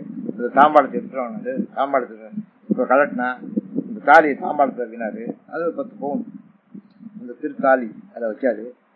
ஐயருக்கு ஒன்றும் புரியல. என்ன செட்டியார் என்ன அவர்தான் ட்ரெஸ்ஸி, அவர்தான் கோயில் கட்டினவர். 30 வருஷமா அங்க இருந்து தான் பண்றாரு. என்ன செட்டியார் என்ன பண்ணணும், இதை கொண்ட அம்பாளுக்கு சாத்துனீங்க அப்படின்னாரு. இதை கொண்ட சாத்தவா, ஆட்சி கழுத்துல இருக்க கட்டியாச்சு, ஆட்சி கழிச்சு சும்மா இருக்கு, இதை கொண்ட சாமிக்கு அப்பா அம்பாளுக்கு சாத்துவான்னு கேட்டார். சாத்துனீங்க உடனே போய் சாத்துறாரு. சாத்திட்டு அதை கலட்டி 2 பூவோட கொண்டாந்து நினைக்கிற கழட்ட போறாரு. சாமி அப்படியே அது இருக்கட்டும் அப்படின்றாரு. அப்புறம் வெறும் பூவை மட்டும் கொண்டாந்து விட்டாரு. ஆட்சி வச்சுக்கிடுச்சு. வீட்டுக்கு வந்தாரு. இந்த 4ஆம் காலம் பூஜை பண்ணிக்கிருந்தாரு. பூஜை பண்ணிக்கிறதாக சாஞ்சாரு. காலமாயிட்டாரு. அவருக்கு தெரியும் நம்ம காலமாக போக முடியும். அதனால மனைவிக்கு அதுக்கப்புறம் அதை வாங்குவாங்க. வாங்குறதுன்னு ஒரு பழக்கம் உண்டு நகரத்தாரு. அதுக்கு வேலை இல்லாம இவரே வாங்கி அம்பாளுக்கு எவ்வளவு ஒரு தீர்க்க தரிசனமா அவர். அதான் பக்தி நெறி. இப்ப அவருக்கு முக்தி கிடைச்சதா கிடைக்கலையா? கிடைச்சிருக்கா இல்லையா? இதுதான் முக்தி நெறி. அதுக்கு பக்தி நெறிய இதான் முக்தி நெறிய காற்று பக்தி நெறி. அதுக்கு நல்ல உதாரணம் இப்ப உங்களுக்கு சொன்னது. அத்தன் எனக்கு அருளியவாறு ஆர் பெறுவார் அச்சோ. அத்தன் எனக்கு அப்படி பண்ண மாதிரி யார் செய்வார்கள், எனக்கு யார் இப்படி செய்வார். அத்தன் எனக்கு அருளியவாறு ஆர் பெறுவார் அச்சோ. யார் இந்த மாதிரி யார் பெறுவார்கள், அவன் எனக்கு பண்ண மாதிரி. நெறியல்லா நெறி தன்னை நெறியாக நினைவேனே. சிறு நெறிகள் சேராமை திருவருளே சேரும் வண்ணம் குறி ஒன்றும் இல்லாத கூத்தந்தன் கூத்தை எனக்கு அறியும் வண்ணம் அருளியவார் ஆர் பெறுவார் அச்சோ. ஒவ்வொன்றையும் ஒரு புதிய கருத்து சொல்றது. நெறியல்லா நெறிதான். நம்ம இதுங்கோ நெறியில போறோம், எங்கேயோ காரியங்கள் செய்யறோம். ஒரு 3/4 காரியம் ஒரு படாத காரியம் தான் நம்ம செஞ்சிருக்கோம். சம்சாரமே ஒரு 15 வருஷம் கழிச்சு நீங்க என்ன இதுவரை ஒழுங்கா செஞ்சிருக்கீங்க அப்படின்னு ஒரு நாள் கேட்டுருவோம். நீங்க இதுவரை என்ன ஒழுங்கா செஞ்சிருக்கீங்க இன்னைக்கு செய்யறதுக்கு. அதனால சில சமயம் திட்டிப்பிடுவார் செட்டியாரு ஆச்சுன்னு இருக்கும். அப்புறம் ஒரு மாதிரி சமாதானம் ஆகிடுவாங்க. ஆன உடனே நான் உன்னை ரொம்ப திட்டிட்டணும். ஆமாமா இனிமே என்ன திட்டுறது ஆட்சி. அப்ப என்னது முடிவாயுது இல்லையா? அதனால நெறியல்லா நெறிதன்னை நெறியாக நினைவேனை. அதான் நெறின்னு நான் நினைச்சுக்கிறேன். இதெல்லாம் உபயோகம் இல்லாத நெறி. நல்ல காரியம் நம்ம உபயோகம் இல்லாத காரியம் தாங்க. எனக்கே எல்லாம் புரியுது. 85 வயசாகுது. நான் யோசிச்சு பாக்குறேன், எவ்வளவு காரியம் நம்ம புரியாம பண்ணிருக்கோம். நம்ம புரிஞ்சு பண்ணதெல்லாம் ஞாபகத்துக்கு வராது. ஆனா புரியாம பண்ணதெல்லாம் கொண்டாடி சொல்லிட்டு இருப்பா, இதெல்லாம் நீங்க புரியாம பண்ணுது அவளுக்கு எல்லாம் ஞாபகம் இருக்கும். அதனால நெறியெல்லாம் நெறி நல்ல ஒவ்வொருத்தரும் அசஸ்மெண்ட் பண்ணோம்னா நம்ம எங்கெங்கெல்லாம் மிஸ் ஆயிருக்கோம், எதெல்லாம் புரியாம பண்ணிருக்கோம் அப்படிங்கிறது புரிஞ்சு பண்ணது 2-3. அது இது இங்க வந்திருக்கோம் பாருங்க, இதெல்லாம் ரொம்ப ரொம்ப புரிஞ்சு பண்றது இதெல்லாம் சரிதா. அதனால நெறியெல்லாம் நெறிதன்னை நெறியாக நினைவேன். அதான் பெரிய நெறின்னு நம்ம நினைச்சுக்கிட்டோம். அதுதான் பெரிய நெறின்னு. அதெல்லாம் ஒண்ணும் இல்லை. நான்லாம் அந்த பாருங்க, எனக்கு பின்னால் இருக்க படம் கூட அவ்வளவு முதலமைச்சர்கள் அவ்வளவு சீஃப் செக்ரட்டரி, அவ்வளவு செக்ரட்டரிஸ் எனக்கு ரொம்ப வேண்டியவங்க. கோட்டையிலே போய் செக்ரட்டரியோட பேசிக்கிட்டு இருப்பேன். அப்படி ஒரு காலம் நான் இருந்தேன். 8 மந்திரிக்கே நான் தபால் போடுவேன். எங்க ஸ்கூல்ல இந்த மாதிரி விழா இருக்கு, நீங்க 6 வருகிறோம் வாங்கன்னு கேட்பேன். உடனே அவங்க கேபினெட்ல பேசுவா, நான் போயிட்டு வந்து நீங்க போங்கன்னு பேசிக்குவா. இப்படி தமிழ்நாட்டுல யாரும் யாருக்கு எழுத முடியாது இல்ல, நான் ஒரு ஆள் தான் எழுத முடியும். அவ்வளவு நெருங்கின தொடர்பு இருந்துச்சு, அவ்வளவு நெருக்கமா இருந்தேன். ஆனா ஒரு நாள் எனக்கு புரிஞ்சுது, அடாடாடா இதெல்லாம் நெறியெல்லாம் நெறி. ஒரு நாள் எனக்கு புரிஞ்சுது, இதெல்லாம் நெறியெல்லாம் நெறி, என்னடா இது நெறி. ஏன்னா ஒரு நாள் அவங்க தோத்து போனாங்க. தோத்து போன்னு 67 எலெக்ஷன்ல அவ்வளவு பேரும் முடிச்சா. அப்ப செலபாண்டிய ஸ்பீக்கர் அவருக்கு நல்ல தபால் நம்ம மணிவளா மலர்ல போட்டுருக்கு. நமக்கு எவ்வளவோ நல்ல காரியங்கள் இருக்க செய்யும் நமக்கு இருந்தாரு. அப்ப இதெல்லாம் எவ்வளவு அற்பமான வாழ்க்கை, அற்பமான பதவிகள், இதெல்லாம் ஒண்ணுமில்லைங்கிறது பின்னால ஒரு நாள் நான் உணர்ந்தேன். அன்னைக்கு தூக்கி போட்டு வந்தேன் எல்லாத்தையும், அரசியல், சினிமா, தொழில், இதெல்லாம் ஒண்ணு, பணம், இதெல்லாம் ஒண்ணும் இல்லை அப்படின்னு ஒரு நாள் எனக்கு ஞான உதயம் ஏற்பட்டுச்சு. சரிதா? அதெல்லாம் நெறியெல்லாம் நெறி. சரிதா? அத ரொம்ப அழகா சொல்றாரு 6 மாணிக்கம். ஏன்னா அவர் நெறியெல்லாம் நெறியில தானே வாழ்ந்தாரு, முதல் மந்திரியா இருந்தாருல. அது என்ன நெறி, அது என்ன, நமக்கு எவ்வளவு முட்டாள்தனமா முதல் மந்திரி போய் அங்க உட்காந்துட்டு பல்லக்கில் போய்கிட்டு முன்னாள் பரிவாரத்தோட என்னடா வாழ்க்கை. நெறியெல்லாம் நெறி தன்னை நெறியாக நினைவேன், சிறு நெறிகள் சேராம, சின்ன சின்ன பாதை, சின்ன சின்ன காரியம், இதுகள் எல்லாம் என்ன சேர விடாம கடுத்தாட்கொண்டிய நீ திருவருளே சேரும். எனக்கு என்ன சேரணும், திருவருள் வரும். நம்ம என்ன காரியம் செஞ்சாலும் திருவருள். இப்ப நீங்க எல்லாம் வந்துருக்கீங்க, கேக்குறீங்க, இப்ப உங்களுக்கு என்ன பலன் அப்படின்னா திருவருள் வந்துச்சு உங்களுக்கு. திருவருள்ங்கிறது இப்படி வந்தாத்தான் வரும். நம்ம போற பாதையெல்லாம் போனாக்கா, இந்த பாருங்க தேர்தல் பிரச்சாரம் பண்றேன், இவ்வளவு பேருக்கு திருவருளா வரப்போகுது.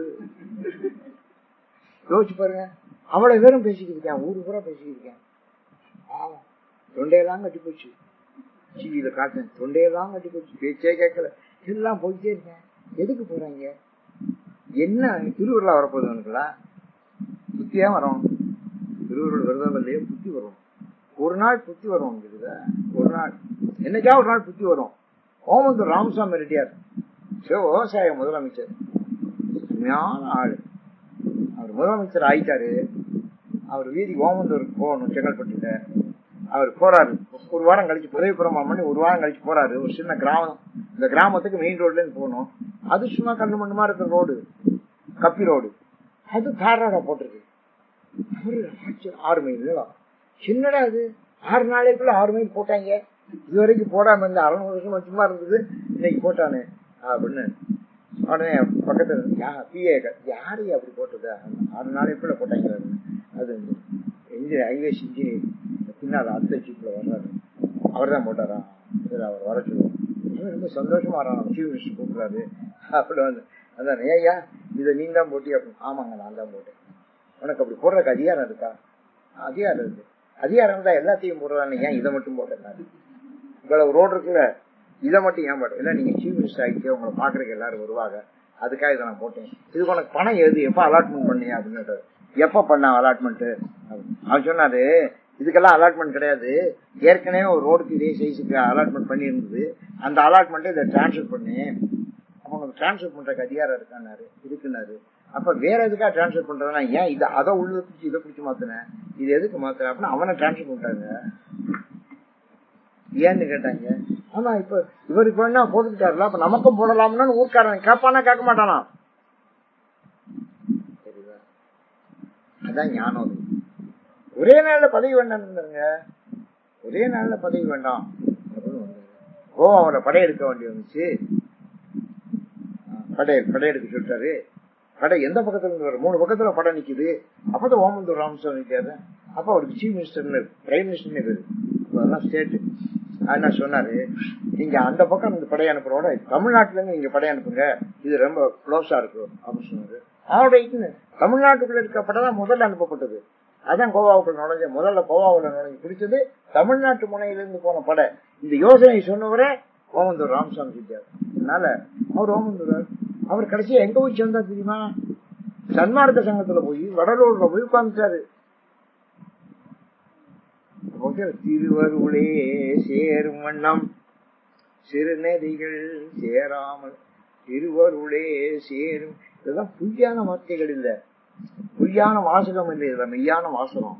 இப்ப நான் சொன்ன உதாரணம், திருவருள் சேரும்படியாக ஒரு முதலமைச்சர் போனார்ல, அவர் போன நெறி முதலமைச்சர் பெரிய பதவி, ஆனா அதெல்லாம் சிறு நெறி, அதெல்லாம் ஒண்ணும் விஷயம் இல்ல, அதெல்லாம் ஒண்ணும் பெரிய விஷயம். நம்ம நினைக்கிறோம் அதெல்லாம் பெரிய விஷயம், அதெல்லாம் ஒரு பெரிய விஷயம் இல்லைங்கிறத நீங்க புரிஞ்சுக்கணும். உலகத்துல இருக்க பல விஷயங்கள் ஒண்ணும் இல்ல, திருவருள் சேர்ந்துச்சுன்னா வேற ஒண்ணும் ஒன்று. இப்ப நீங்க திருவருள் சேர்ற வழியில திருவருளே சேரும் குறி ஒன்றும் இல்லாத கூத்தந்தன் கூத்தை எனக்கு குறி ஒன்றும் இல்லாத கூத்தன். இது ஒரு புது வரி, நீங்க ஒவ்வொரு இடத்துல நீங்க நல்லா உணர்ந்து போயிட்டு. அதுல குறி ஒன்றும் இல்லாத கூத்தன், கூத்தன்னா நடராஜா, கூத்தாடுறனே குறி வச்சுதான், குறி காட்டுவாள் கையெல்லாம் காலாம், கை வழி நயனம் செல்லும், கண் வழி மனமும் செல்லாம. சிலப்பதிகாரத்துல நடனத்தை பற்றி சொல்லும்போது கை வழி நயனம் செல்ல ஆடுறாங்க பாருங்க, ஆடுறவங்க இப்படி கைய காட்டுவாங்க, இப்படி கைய காட்டவும் இந்த நயனம் அங்கேயே ஊற்றி இருக்கும். நயனமான கண்ணு,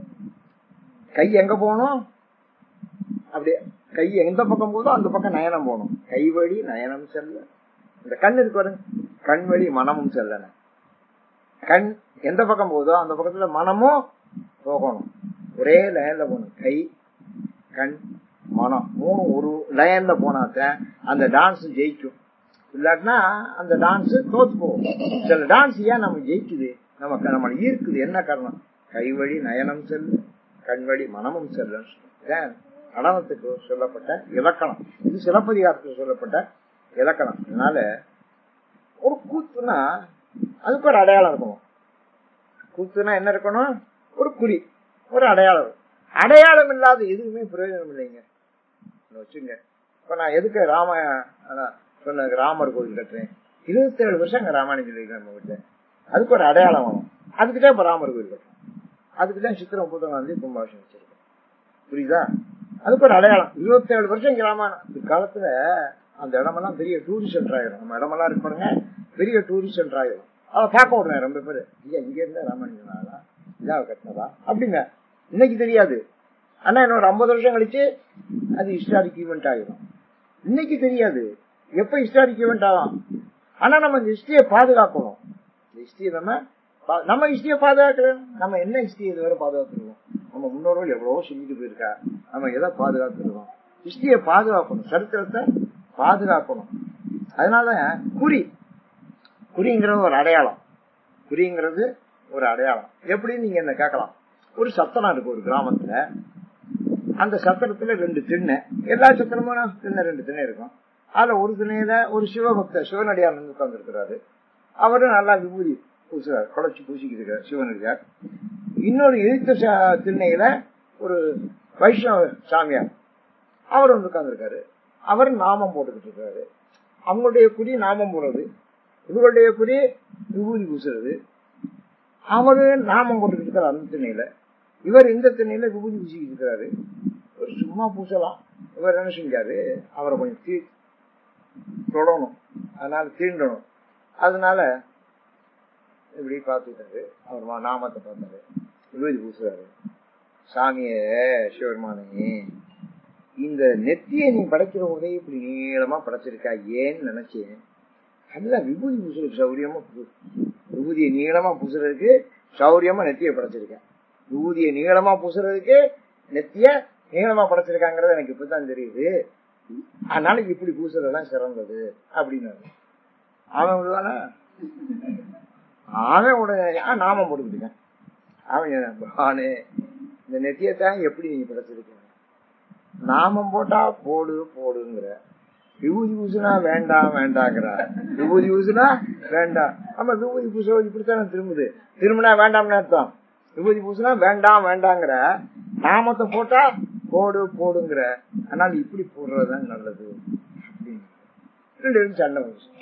தீர்ப்பு கிடைக்கணும், யார்கிட்ட கேட்கலாம். அப்போ ஒரு அன்னக்காவடி வர்றேன், அந்த காலத்துல அன்னக்காவடின்னு ஒருத்தருப்பேன், ஒரு உரியில 2 சட்டியை வச்சு, எவர்சில் வச்சு சட்டி, அதுல ஒரு சட்டியில விபூதி ஊசி போட்டு வச்சிருக்கேன், இந்த பக்கம் இருக்க சட்டியில நாமம் போட்டிருக்கேன்.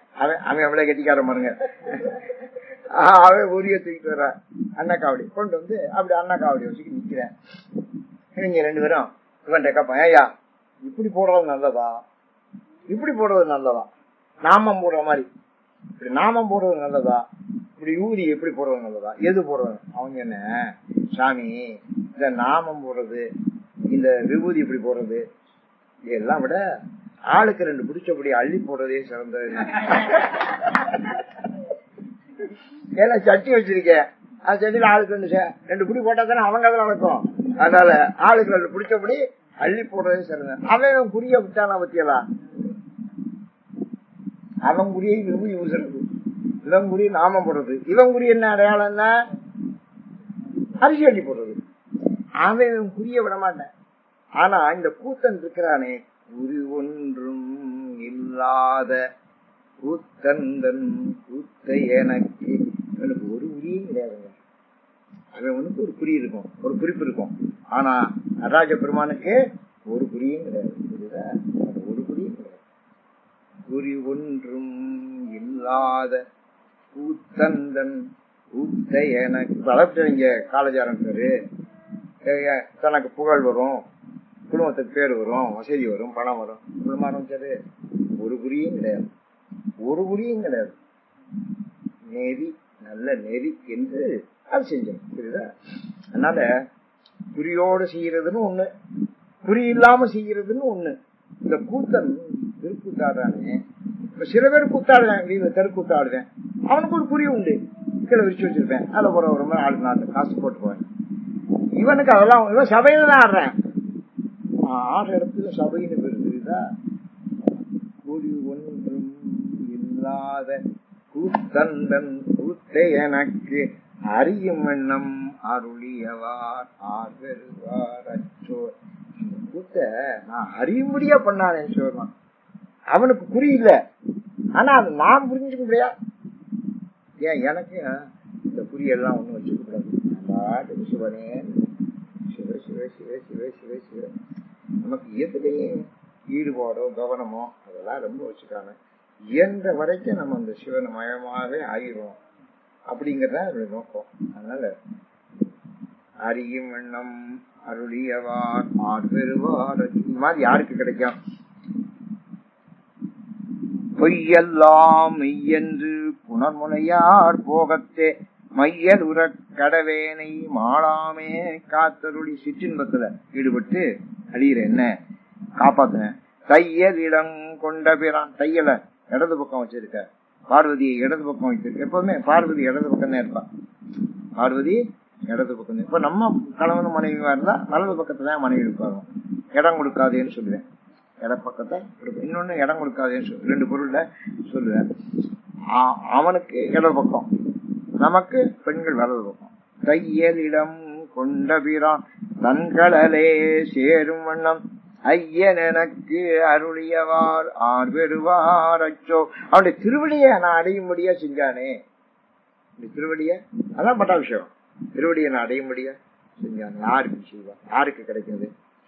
மன்னதனில் பிறந்தைத்து மாண்டு வீழ கடவே. மண்ணில பிறந்து பிறந்து பிறந்து இறந்து இறந்து மாண்டு வீழ கடைசி என்ன மாண்டு தானே போறோம்.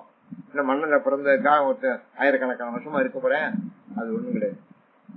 எண்ணமிலா அன்பருளி என்னையா ஆண்டிட்டு என்னை ஒரு எண்ணம் இல்லை, என்னை ஆண்டானேன். நான் எண்ணத்துல சேர்ந்தேன். சுண்ண வெந்நீர் அணிவித்து எனக்கு திருநீற்ற அவன் அணிவிச்சான், திருநீற்ற அவன் அணிவிச்சான். சிவருமா சுண்ண வெந்நீர் அணிவித்துங்கிறார். நல்லா கவனிச்சுங்க, அவருக்கு நல்ல வெந்நீற்ற சிவபெருமானே அணிவிச்சாலாம். இப்ப நமக்கெல்லாம் நம்மளா அனுபவிச்சுக்கிறோம், தெரியுதா? ஆனா அவன் இவன் நம்ம குருமூர்த்தமா வாங்கி அனுபவிச்சுக்கிறோம்.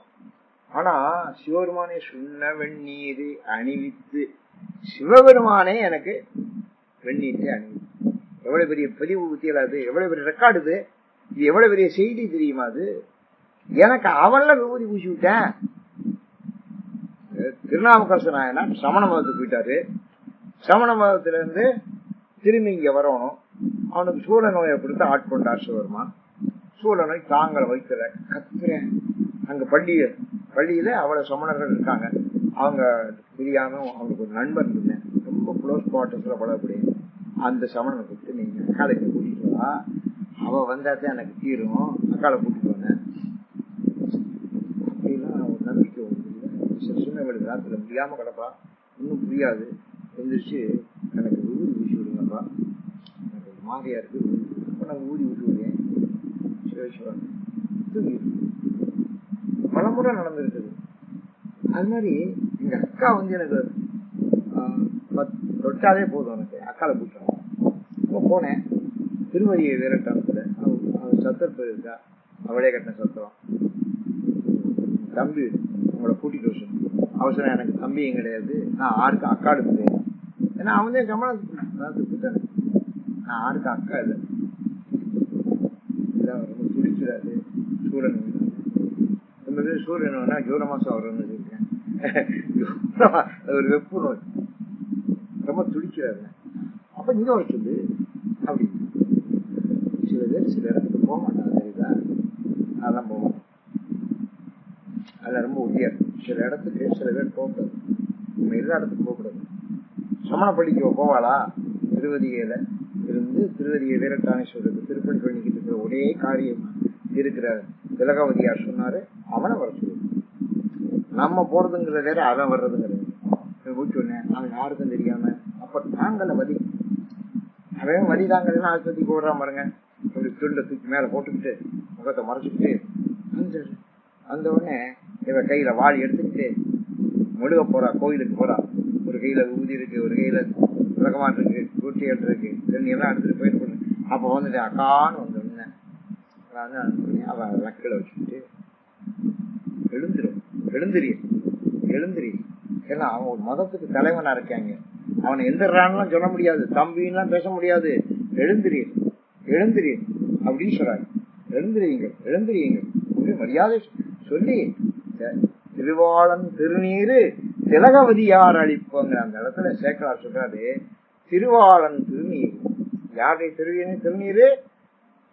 நீங்க எப்ப திருநீரை கையில எடுத்தாலும் திருவாளன் திருநீர். திருவாளன்ங்கிறது யாரை பிடிக்கும்? சிவருமானம் பிடிக்கும். திருவாளன் திருநீரு திலகவதியார் அளிப்ப, இந்த பூசிக்கடா அப்படின்னாரு. நீனே பூசி விட மாட்டோம். அப்புறம் பூசி விட்டான். அதான் ஸ்பரிசம், சரிதா? அவதான் அவனுக்கு திருநீரை பூசி, அவதான் குருஸ்தானம். திருவாளன் திருநீர் திலகவதியார். திலகவதியார் பூசி விட திருநீட்டை அவர் பூசி கொண்டார். அப்பதான் அவருக்கு கோயிலுக்குள்ள கூட்டிட்டு போனா அவரை பார்த்தோன்னு பாட ஆரம்பிச்சாரு. கூத்தாயினவாறு இலக்ககலி கொடுமை பத செய்தன நான் அறியே, ஏற்றாயடிக்கே இரவும் பகலும் பிரியாது வணங்குவன் எப்பொழுதும் தோற்றாதென் வயிற்றின் அகம்படியே குடரோடு துடைக்கி முடக்கி இட ஆற்றேன் அடியேன் அதிகை கெடில வீரட்டான துறையமா. கெடில நதி அந்த வாய்ந்துட்டு இருக்கு, நாங்க போறது கெடில நதியில தண்ணி வெள்ளமா போச்சு. அந்த அப்படி கொண்டுகிட்டு நாங்க திருத்தணிக்கு நடந்து போறது முதல் வருஷம் 45 வருஷத்துக்கு முன்னால. அங்க ஆற்றிலை குறைனா கொஞ்சம் நல்லா இருந்தது. அந்த இடத்துல அந்த காவடி வச்சுக்கிட்டு அதை குடிச்சோம். அந்த கெடிலை நதிக்கரையில திருவதி வீரட்டானம், அங்கதான் ஊதி பூசினான். அப்பதான் அவர் பாட ஆரம்பிச்சாரு. அப்பதான் அப்பர் சுவாமிகள் ஆகிறாரு. திருநாவுக்கரசர், நாவுக்கரசன் பட்டம் கொடுக்கிறார் சிவருமா. அதெல்லாம் நடந்த இடம். அது திருநீரு யாரு கொடுத்தா? திலகவதி யார் கொடுத்தாரு? திருநாவுக்கரசருக்கு. இப்ப மாணிக்கவாசருக்கு யார் திருநீர் அடிச்சா? சிவருமானே அடிக்கிறார். எப்படி பதிவு செய்யற பாருங்க. சுண்ண வெந்நீரு அணிவித்து தூய்நறியே சேரும். வெந்நீர் தூய்மையான வெந்நீர் அணிஞ்சா தூய நெறியில போவேன்.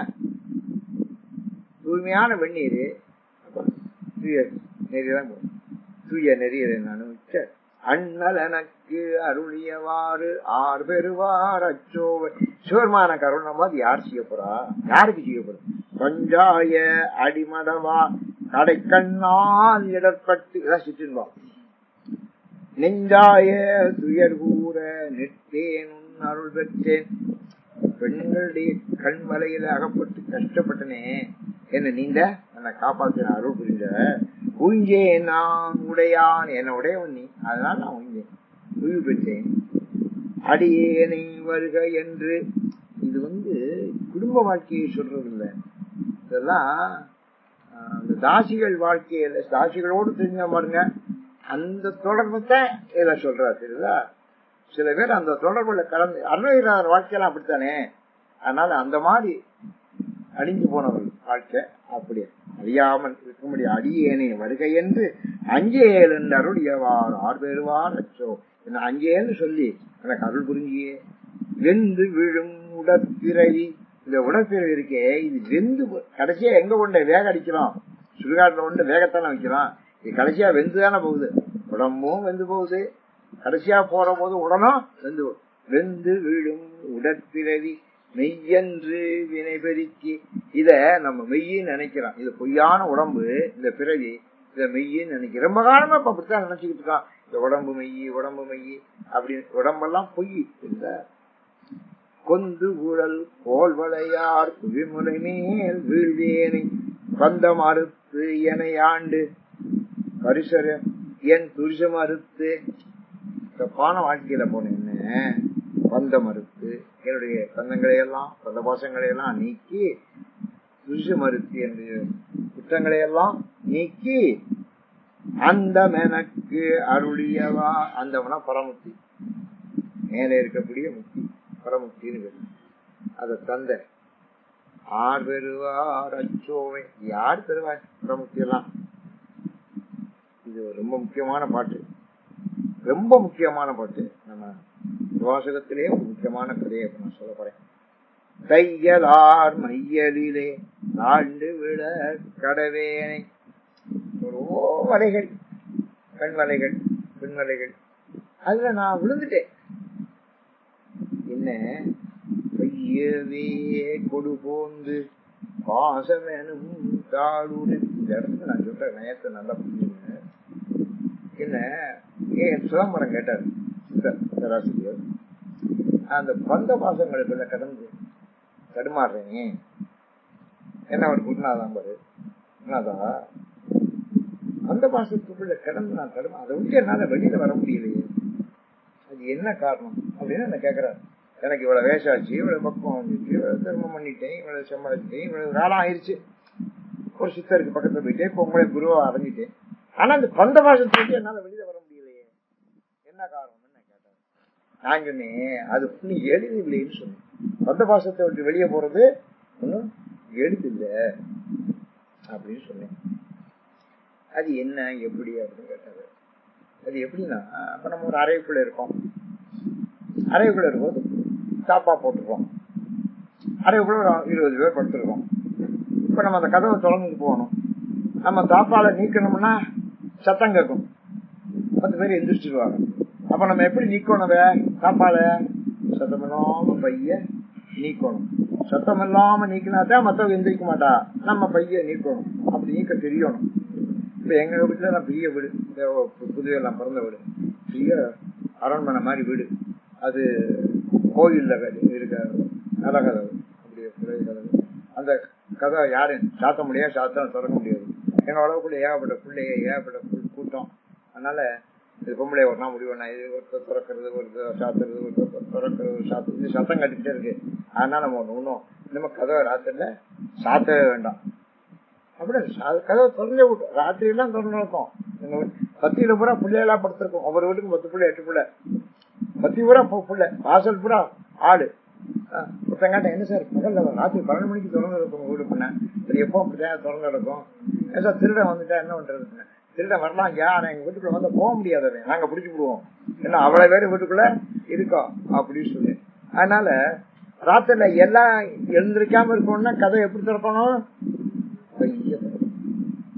பைய திறந்தா அந்த சத்தம் கேட்காது, அடுத்தவளுக்கு இடம் இருக்காது. அது மாதிரி நீ பந்தம் இருக்கு உனக்கு, பந்த பாசங்களுக்கு, அதுல இருந்து நீ வெளியே வரணும்.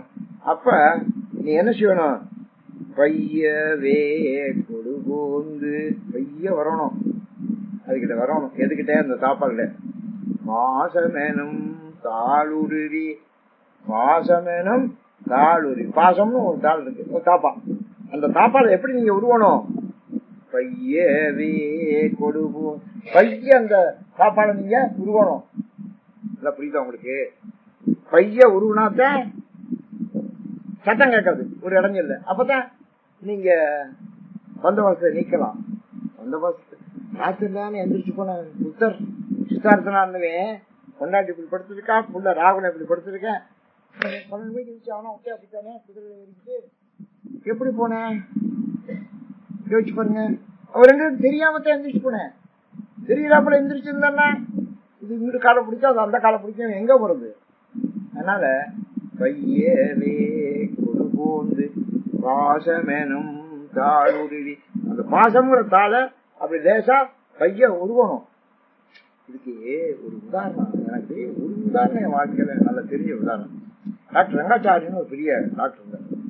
இப்போ நீங்க ஜிஹெச் போனீங்களா மெட்ராஸ்ல மவுண்ட் ரோட்ல அந்த சென்ட்ரல் ரயில் எய்தாப்புல ஸ்டேஷன் எய்தாப்புல ஜிஹெச்ல இருக்கு, அவருடைய சிலை இருக்கு, டாக்டர் ரங்காச்சாரி. அவருக்கா முதல்ல அங்க செலவு வச்சா, பெரிய டாக்டர் அந்த காலத்துல. அதுக்கப்புறம் ஏஎல் முதலியார் அந்த இடத்துக்கு வந்தாரு, அவரும் ஒரு பெரிய டாக்டர். ரங்காச்சாரி சிலை ஏன் வச்சாருன்னா அவர் ஒரு அற்புதமான டாக்டர். அவர் எல்லாத்துக்கும் ஒரே மாதிரி வைத்தியம் பண்ண மாட்டாரு. எல்லா வியாதிக்கும் எல்லாம் ஒரே மாதிரி வைத்தியம் இல்லை, வித்தியாசமா பண்ண தெரியணும். ஒரு வித்தியாசமான சிந்தனை இருக்கணும், வித்தியாசமான போக்கு இருக்கணும், வித்தியாசமான பாதை தெரியணும். அதெல்லாம் டாக்டருக்கு தெரியணும். அதெல்லாம் படிப்புல வராது, அனுபவத்துல மட்டும் வராது, இன்ஸ்பிரேஷன்லயே வரணும். தெரியுதா? அப்படி வந்த இன்ஸ்பிரேஷன்ல உள்ளவர் அவரு. உடனே அவருக்கு போன் வருது. இதெல்லாம் நான் சொல்லி 70-80 வருஷத்துக்கு நான் நடந்தது. ஒரு போன் வருது. என்னன்னா, ஒரு பெரிய பணக்காரை கோடீஸ்வரி, என் மக 12 வயசுக்குள்ள ஊசி நூல் வச்சுக்கிட்டு, இந்த அந்த காலத்துல கண்ணு துணின்னு ஒண்ணு வரும், அதை வச்சு தைப்பாங்க. அத சித்திரம் எல்லாம் போடுவாங்க, ஓவியம் எல்லாம் போடுவாங்க. கண்ணு துணியில ஓவியம் போட்டு அப்புறம் அதை பையா தச்சு அந்த பைய தூக்கிட்டு போவாங்க. இப்ப அதெல்லாம் போயிடுச்சு, எல்லாம் பிளாஸ்டிக் வந்தோடனே. அப்படி கண்ணு துணியை வச்சு தச்சுக்கிட்டு இருந்துச்சு. தச்சுக்கிட்டு இப்படியே தச்சுக்கிட்டே இருந்துச்சுங்க உட்காந்துக்கிட்டு. அப்ப இந்த பக்கம் வந்தவங்க இதை தட்டி விட்டா முழங்கைய தட்டின உடனே அது இப்படி போய் வாங்கிடுச்சு, கண்ணுக்குள்ள வாங்கிடுச்சு. இப்படி அது எல்லாருக்கும் நடுவில் எல்லாம் உட்காந்து நூறுலாம் தைக்கப்படாது, இன்னொரு ரீச்சிங் பாயிண்ட்ல நம்ம இருக்கக்கூடாது. தட்டி விட்டுருவா, தட்டி விட்டா கண்ணுக்குள்ள வாங்கிடும். இப்படி யாரும் இதை தட்டின உடனே இப்படி கோத்துக்கிட்டு இப்படி கண்ணுக்குள்ள பாஞ்சிருச்சு, கண்ணுக்குள்ள பாஞ்சிருச்சு. கத்துறது 12 வயசுக்குள்ள. நான் ஓடி வந்து பாக்குறேன், கண்ணுக்குள்ள ஊசி இருக்கு, ஊசி உள்ளே இருக்கு கண்ணுக்குள்ள. அதை இழுத்தோம்னா ரத்தம் வந்துடும், ரத்தம் வந்தா கண்ணு போயிடும். அவங்க கேட்கறாங்க, இப்ப என்ன பண்ணான்னு கேக்குறாங்க டாக்டர். அங்கிருந்து ஒரு 30 மைல் இருக்கு. நான் என்ன பண்ண அப்படிங்க, நீங்க ஒண்ணு அசைக்காதீங்க, இந்த பிள்ளைய கார்லயே படுக்க போட்டு ஜாக்கிரதை, அசைவு இல்லாம, கண்ணு அசைவு இருக்கக்கூடாது, அசைவு இல்லாம கொண்டாந்துருக்க, நான் அது வழி கண்டுபிடிக்கிறேன் அப்படின்னு சொல்லிட்டாரு. இவருக்கு மார்க்கம் தெரியாது, என்ன பண்ண போறோம் வைத்தியம் தெரியாது, அவனை கொண்டாடுறான். இதுக்கு இடையில அவர் என்னடா இதுக்கு என்ன ட்ரீட்மெண்ட் கொடுக்கறது, எப்படி அதை எடுக்கிறது? அது வேகமா எடுத்தா கண்ணு ரத்தம் வந்துடும், ரத்தம் வந்தா அந்த கண்ணு போயிடும். ஆபரேட் பண்றதும் கஷ்டம். அப்போலாம் கண்ணுக்கெல்லாம் இப்படிலாம் ஆபரேஷன்லாம் வராத காலம். என்னென்ன அந்த ஊசி எடுக்கிற பத்தமா எடுக்கணும், எப்படி எடுக்கிறது, கை நாள் எடுக்கக்கூடாது, என்ன பண்றது அப்படி யோசிச்சுக்கிட்டே இருக்கிறாரு. யோசிச்சுக்கிட்டு இருக்கும்போது அந்த மவுண்ட் ரோடு வீதியில, அப்போலாம் இவ்வளவு கூட்டம் இல்லாத காலம், மவுண்ட் ரோடு வீதியில ஒருத்தி விளக்கமாறு எடுத்துட்டு போறாங்க. விளக்கமாறு வாங்கலையோ விளக்கமாறு, விளக்கமாறு வாங்கலையோ விளக்கமாறு, விளக்கமாறு வாங்கலையோ விளக்கமாறுன்னு கொத்திக்கிட்டு போறா. சிவருக்கு ஸ்ட்ரைக் ஆயிடுச்சு. அதான் இன்ஸ்பிரேஷன், பொறி தட்டிடுச்சு. உடனே ஆளை விட்டு அந்த அம்மாவை கூட்டாங்க. உள்ள வந்த விளக்கமாறு, எத்தனை கட்டு வச்சிருக்கேன்? நான் ஒரு 50 கட்டு வச்சிருக்கேன். அப்படியா, என்ன விளையாடுறான்? ஒரு கட்டு 1 ரூபா, அவ்வளவுதானே, சரி கீழே போடு. இன்னும் எத்தனை கட்டு நீ வெளியில வச்சிருக்கேன்? நான் அந்த ஸ்டேஷன்ல வச்சிருக்கேங்க, அங்க ஒரு 200 கட்டு இருக்கு அப்படின்னா, எல்லாத்தையும் எடுத்துட்டான், என் கார்ல போய் சீக்கிரம் அப்படின்னு. உடனே கார்ல போனா அந்த 200 கட்டு வச்சிருந்தா, அதையும் கொண்டு வந்தா. 250 ரூபாய்க்கு 500 ரூபாய் கொடுத்தாரு. இந்த நீ 250 அவன் தருவான், 500 ரூபாய் அப்படி நீ போலாம். அவன் போயிட்டான். 250 ரூபாய்க்கு வாங்கின 250 கட்டு கிடக்காங்கன்னு என்ன பண்ணாரு, ஒரு பெட்டெல்லாம் எடுக்க சொன்னாரு. கட்டில் இருக்கு, அந்த கட்டில இருக்க பெட்டெல்லாம் நீக்கினாரு. எல்லாத்தையும் நீக்கியாச்சு. இந்த விளக்கமாறு இருக்கு பாருங்க, இந்த விளக்கமாறு எடுத்து உதிரியா போட சொன்னார். உதிரியா போட சொன்னார். பிரிச்சுட்டு 250 கட்டையும் பிரிச்சு உதிரி உதிரியா சரியா போட்டு பரப்பாங்க. பரப்பேன் இவ்வளவு அகலத்துக்கு இவ்வளவு உயரத்துக்கு ஏறிச்சு, இவ்வளவு உயரத்துக்கு பெட்டு மாதிரி ஏறிச்சு. ஏறணும் அதுக்கு மேலே ஒரு துணியை வச்சாங்க. அந்த பிள்ளைய கொண்டு வந்தாங்க, கொண்டாந்து படுக்க வைப்பாங்க. அப்படியே படுக்க வச்சாங்க. படுக்க வச்சோடனே இந்த இப்ப ஊசி மருந்து எடுத்தா பாருங்க, அந்த மாதிரி ஸ்டாண்ட் நிக்குது. அந்த ஸ்டாண்டுல இந்த ஊசி இருக்கு, நூல் இருக்கு. அந்த நூல்ல இன்னொரு நூலை கோத்தாரு, தச்சாரு, கட்டினாரு. கட்டி அந்த நூலை கொண்டா அந்த கம்பியில கட்டினாரு, இறுக்கி கட்டினாரு, கட்டி வச்சுப்பாரு. இந்த நூல் இப்போ ஒண்ணு கொண்டு ஜாயிண்ட் இருக்கு, ஊசி உள்ளே இருக்கு, அதோட உள்ள நூல் இருக்கு. அந்த நூலுக்கு இன்னும் கொஞ்சம் நூலை சேர்த்தாரு, மேல கட்டினாரு, அது படுக்க போட்டாச்சு. இப்ப அது படுத்துருக்கு. கொஞ்சமோட ஒரு வளைவு இருக்காது. இப்ப என்ன செஞ்சாரு, அந்த பக்கம் 4 பேர், இந்த பக்கம் 4 பேர் கட்டி இருக்கு, அந்த பக்கம் 4 பேர், இந்த பக்கம் 4 பேர் வந்து ஒவ்வொரு விளக்கமாறா உருவங்க, ஒவ்வொரு விளக்கமாற தான் உருவணும் அப்படின்னாரு. அதே மாதிரி ஒவ்வொரு விளக்கமாறா அந்த பக்கம் 4 பேர், இந்த பக்கம் 4 உருகிட்டே இருக்கேன், அந்த பக்கம் 4 பேர், இந்த பக்கம் 4 பேர், ஒவ்வொரு விளக்கமாறா உருகிறேன். ஒவ்வொரு விளக்கமாறா உருக உருக உருக உருக அது அந்த துணி அப்படியே கீழே இறங்குது, உருக உருக அப்படியே இறங்குது. இறங்குற போது இந்த நூல் என்ன இருக்குது, ஒட்டிக்கிட்டு இருக்க நூல் அப்படியே டென்ஷன் ஆகுது, அப்படியே இழுக்குது, சரிதா, டென்ஷன் ஆகுது. இதுல இருக்கிறது அப்படியே இழுக்குது. இது இறங்க, இவர் படுத்திருக்கிறது இறங்குறால, இறங்குற போது இதுல இருக்கிறது மேல ஏறுது. அப்ப இந்த ஊசி நூலு மேல ஏறதே தெரியாம அந்த கண்ணுக்குள்ள இருந்து வெளியே வந்துச்சுங்க. ஒரு 1 hour இந்த ப்ராசஸ் நடந்தது. 1 hour இந்த ப்ராசஸ் நடக்கிற போது எல்லா இதுவும் உரிய எடுக்க அது மேல வந்துச்சு. ஒரு சிரமம் இல்லாம, ஒரு காயம் இல்லாம, ஒரு ரத்தம் இல்லாம, கண்ணுக்கு பழுது இல்லாம அந்த பிள்ளைய கண் காப்பாற்றினது. இது அன்றைக்கு பெரிய செய்தியாக பாராட்டப்பட்டது. இதுதான் technical treatment. Every technical disease as a technical treatment சொல்றேன். Any technical disease as a technical treatment. ஒரு டெக்னிக்கலான ஒரு வியாதி ஏற்படுமே ஆனால் அதுக்கு ஒரு தந்திரமான வைத்தியம் உண்டு. அது தந்திரம். டெக்னிக்கல் என்னத்தான் தந்திரம். அதனால நம்ம பகவானை சொல்ற போது மந்திரமும் தந்திரமும் மருந்துமாகி படிக்கால, மந்திரமும் தந்திரமும் மருந்துமாகி சிவன் அப்படி இருக்காரா, மந்திரமா இருக்காராம், அதுதான் மந்திரம் பிடிக்கிறோம். இப்ப நம்ம பிடிக்கலாம் மந்திரம், தந்திரம் அதான் டெக்னிக்கல். அப்புறம் மருந்து, மருந்து கொடுக்குறோம். இதெல்லாம் இப்ப நம்ம கொரோனா டிசீஸ்ங்கிற கையை கழுவுங்கிற, கையை கழுவு அதெல்லாம் மருந்தா, அதெல்லாம் தந்திரம். அதெல்லாம் இப்ப மாஸ்க் போடுங்கிறேன், அது என்ன தந்திரம். அப்படி தந்திரமா இருக்கணும். எப்படி தந்திரமா நம்ம காரியம் செய்யலாம் அப்படிங்கிறது தெரியணும். அதத்தான் பையவே கொடுபோந்து பாசமெனும் தாளுருவி, பாசமெனும் தாளுருவி, பாசம்ங்கிற தாளை அப்படி பைய எடுக்கணுமா. அப்படி எடுத்தாத்தான், அதான் அவர்கிட்ட சொன்னேன், நீங்க இந்த பாசம்ங்கிறத பைய பைய எடுக்கணுமையா. அவங்க சேவல் சொன்னேன், அதெல்லாம் நீங்க உடனே நீங்க சாமியார்லாம் போயிட முடியாது, உடனே நீங்க எல்லாரையும் விட்டுற முடியாது, தூக்கி போட முடியாது, கொஞ்சம் கொஞ்சமா எடுக்கணும். அதான் இந்த பாட்டு பாசமெனும் தாளுரி. அதான் ரங்காச்சாரிய ஞாபகத்தை வச்சுக்க.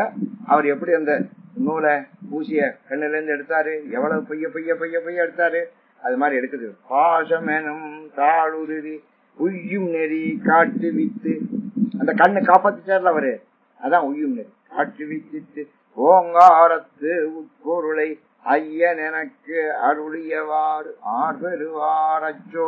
ஓங்காரம் தானங்க மூலமந்திரம். ஓ இதான் மூலமந்திரம்.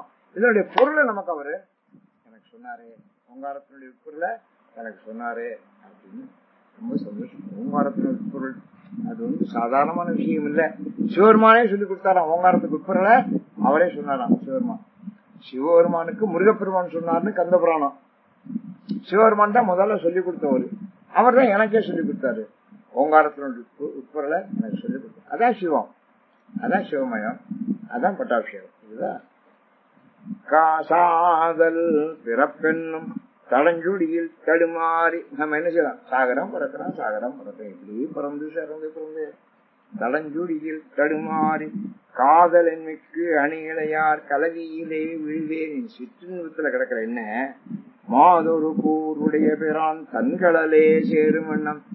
எங்கெங்கயோ 6 காலிலேயோ போய் கிடந்த என்ன அவன் சிவருமானுடைய காலில் வந்து விடும்படியா என்னை கொண்டா சேர்த்தானே. ஆதி எனக்கு அருளியவார் ஆர் பெறுவார் அச்சோ. அவன் தான் ஆதி, அவன் தான் மூலம், அவன் எனக்கு செய்த மாதிரி ஆசீர்வாதம். கடைசி பாட்டு புதியத்துல மட்டும் கடைசி இல்ல, திருவாசகத்தையே கடைசி பாட்டு. இதுவும் பட்டாபிஷேக பாட்டு தான் கடைசி பாட்டு.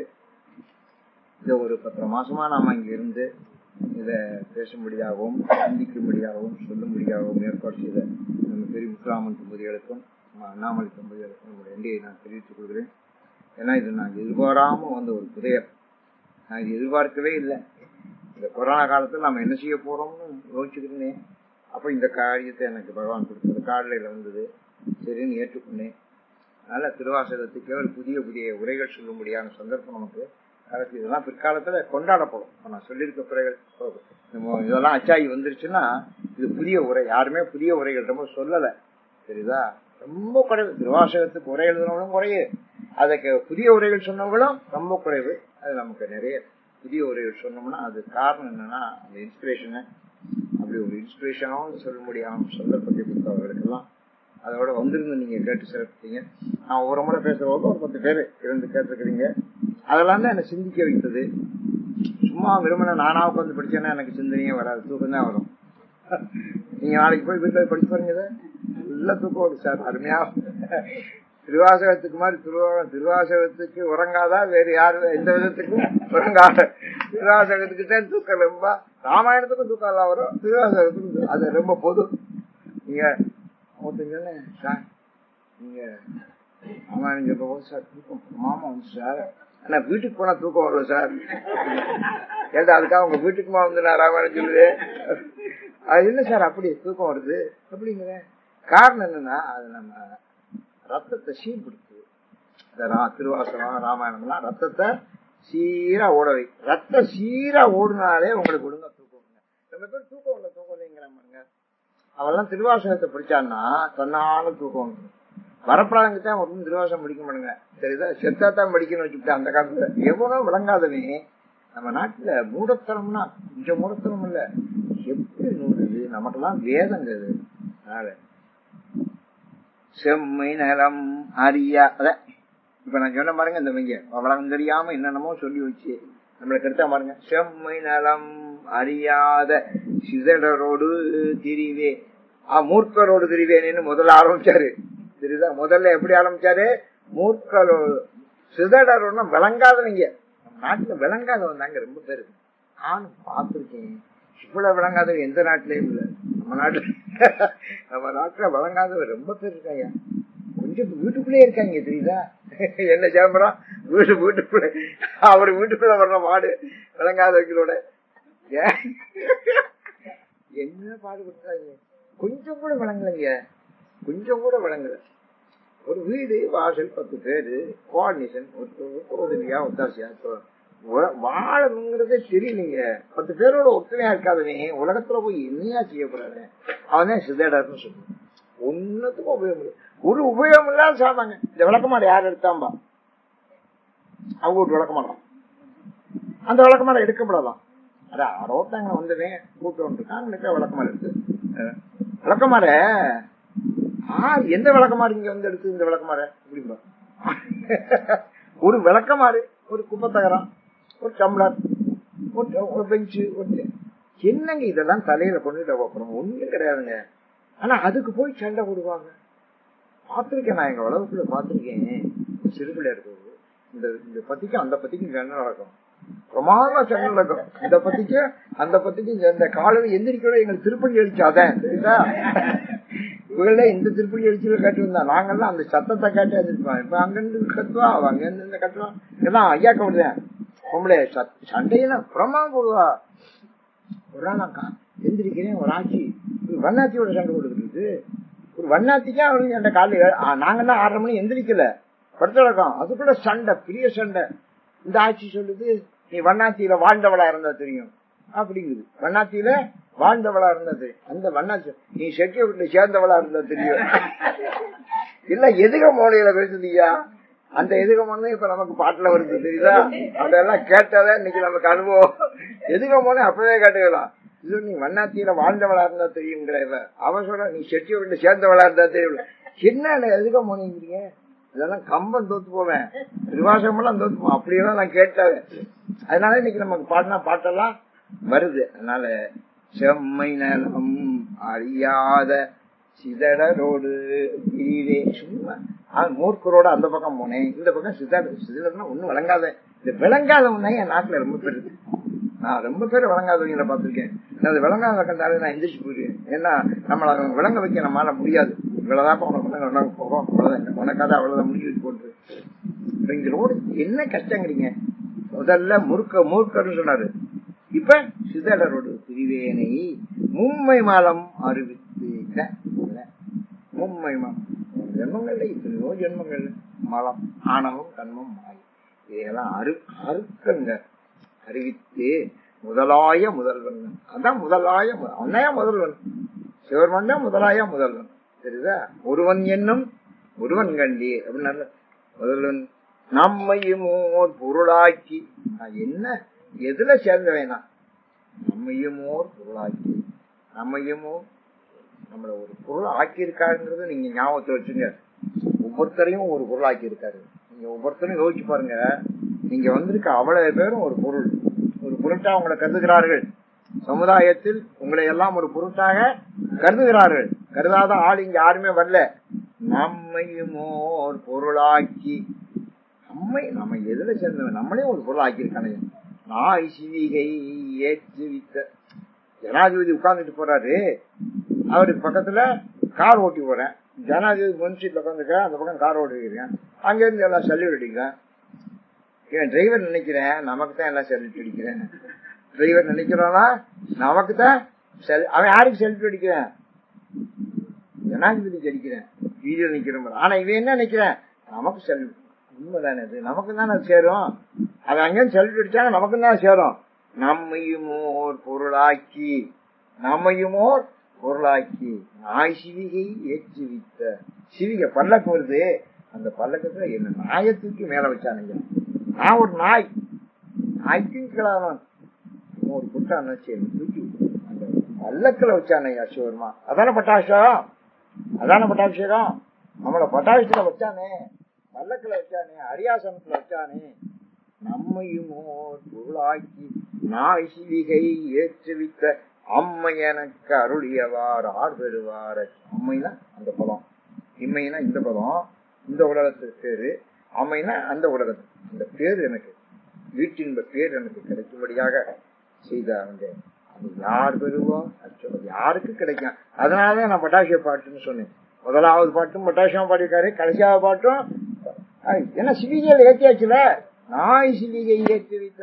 நான் ஒரு நாய், என்ன பிடிச்சி சிவிகையில ஏற்றிட்டானே ஐயா, என்ன பல்லக்கில ஏற்றிட்டானே, அரியாசனத்துல ஏற்றிட்டானே. அதனால இந்த பட்டாபிஷேக பாட்டை இதோடு உங்களுக்கு நான் நிறைவு செய்கிறேன். அனைவருக்கும் நன்றி, வணக்கம். பொன்முடி நன்றி சொல்லணும். இப்ப என்ன பரிசு வழங்குவோம். நீ பொன்முடி நன்றி சொல்லிடுவோம். ஓம் சிவாய நம. நானும் அனைவருக்கும் வணக்கம். இப்ப பெரிய முத்துராமண்ணே, அழகமையாச்சி, அண்ணாமலையண்ணே, கனகாம்பலாச்சி, உங்க 4 பேருக்கும் ரொம்ப நன்றி.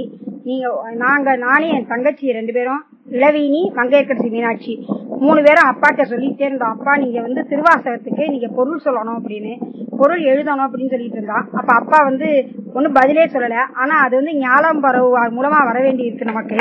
அது இறைவன் கொடுத்த வரம். கொரோனாவை நம்ம சாபமா எல்லாரும் ஏத்துக்கிட்டாங்க. ஆனா நம்ம அதை வரமா ஏத்துக்கிட்டோம்.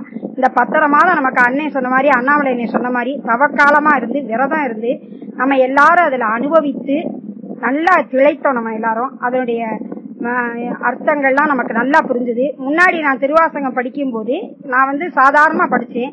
இப்ப அர்த்தம் கேட்டதுக்கு அப்புறம் ஒவ்வொரு பாட்டும் படிக்கும் போது அதை உணர்ந்து அனுபவிச்சு நம்ம இப்ப அதை படிக்கிறோம்.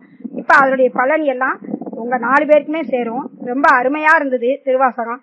இப்ப இந்த வாய்ப்பினை கொடுத்த அனைவருக்கும் நன்றி, வணக்கம். பரஞ்சோதி அவர்களும் ராஜகோபால் அவர்களும் பொன்னாடு. நம பார்வதி பதையே, நாளுடைய சிவனே போற்றி. பெரிய வேள்வி முடிஞ்சிருக்கு இன்னைக்கு. பட்டாபிஷேகம் முடிஞ்சா ஒரு பெரிய வேள்வி முடிஞ்சதா இருக்கும். பட்டாபிஷேக பாட்டுன்னு நான் உங்களுக்கு சொன்னேன். முதல் பாட்டும் கடைசி பாட்டுமே பட்டாபிஷேக பாட்டாக்க அது அமைஞ்சிருக்க நீங்க பாத்தீங்க. இதெல்லாம் நம்ம இன்ஸ்பிரேஷன்ல சொல்றது. நம்ம இது யாரும் நமக்கு சொல்லிக் கொடுக்கறது, யாரும் உரை எழுதல. ஆனாலும் ஒரு இன்ஸ்பிரேஷன் ரொம்ப சிறப்பாக நடந்திருக்கு. இப்ப நம்ம பரிசுகள் வழங்குறது, இந்த பரிசுகளை எல்லாம்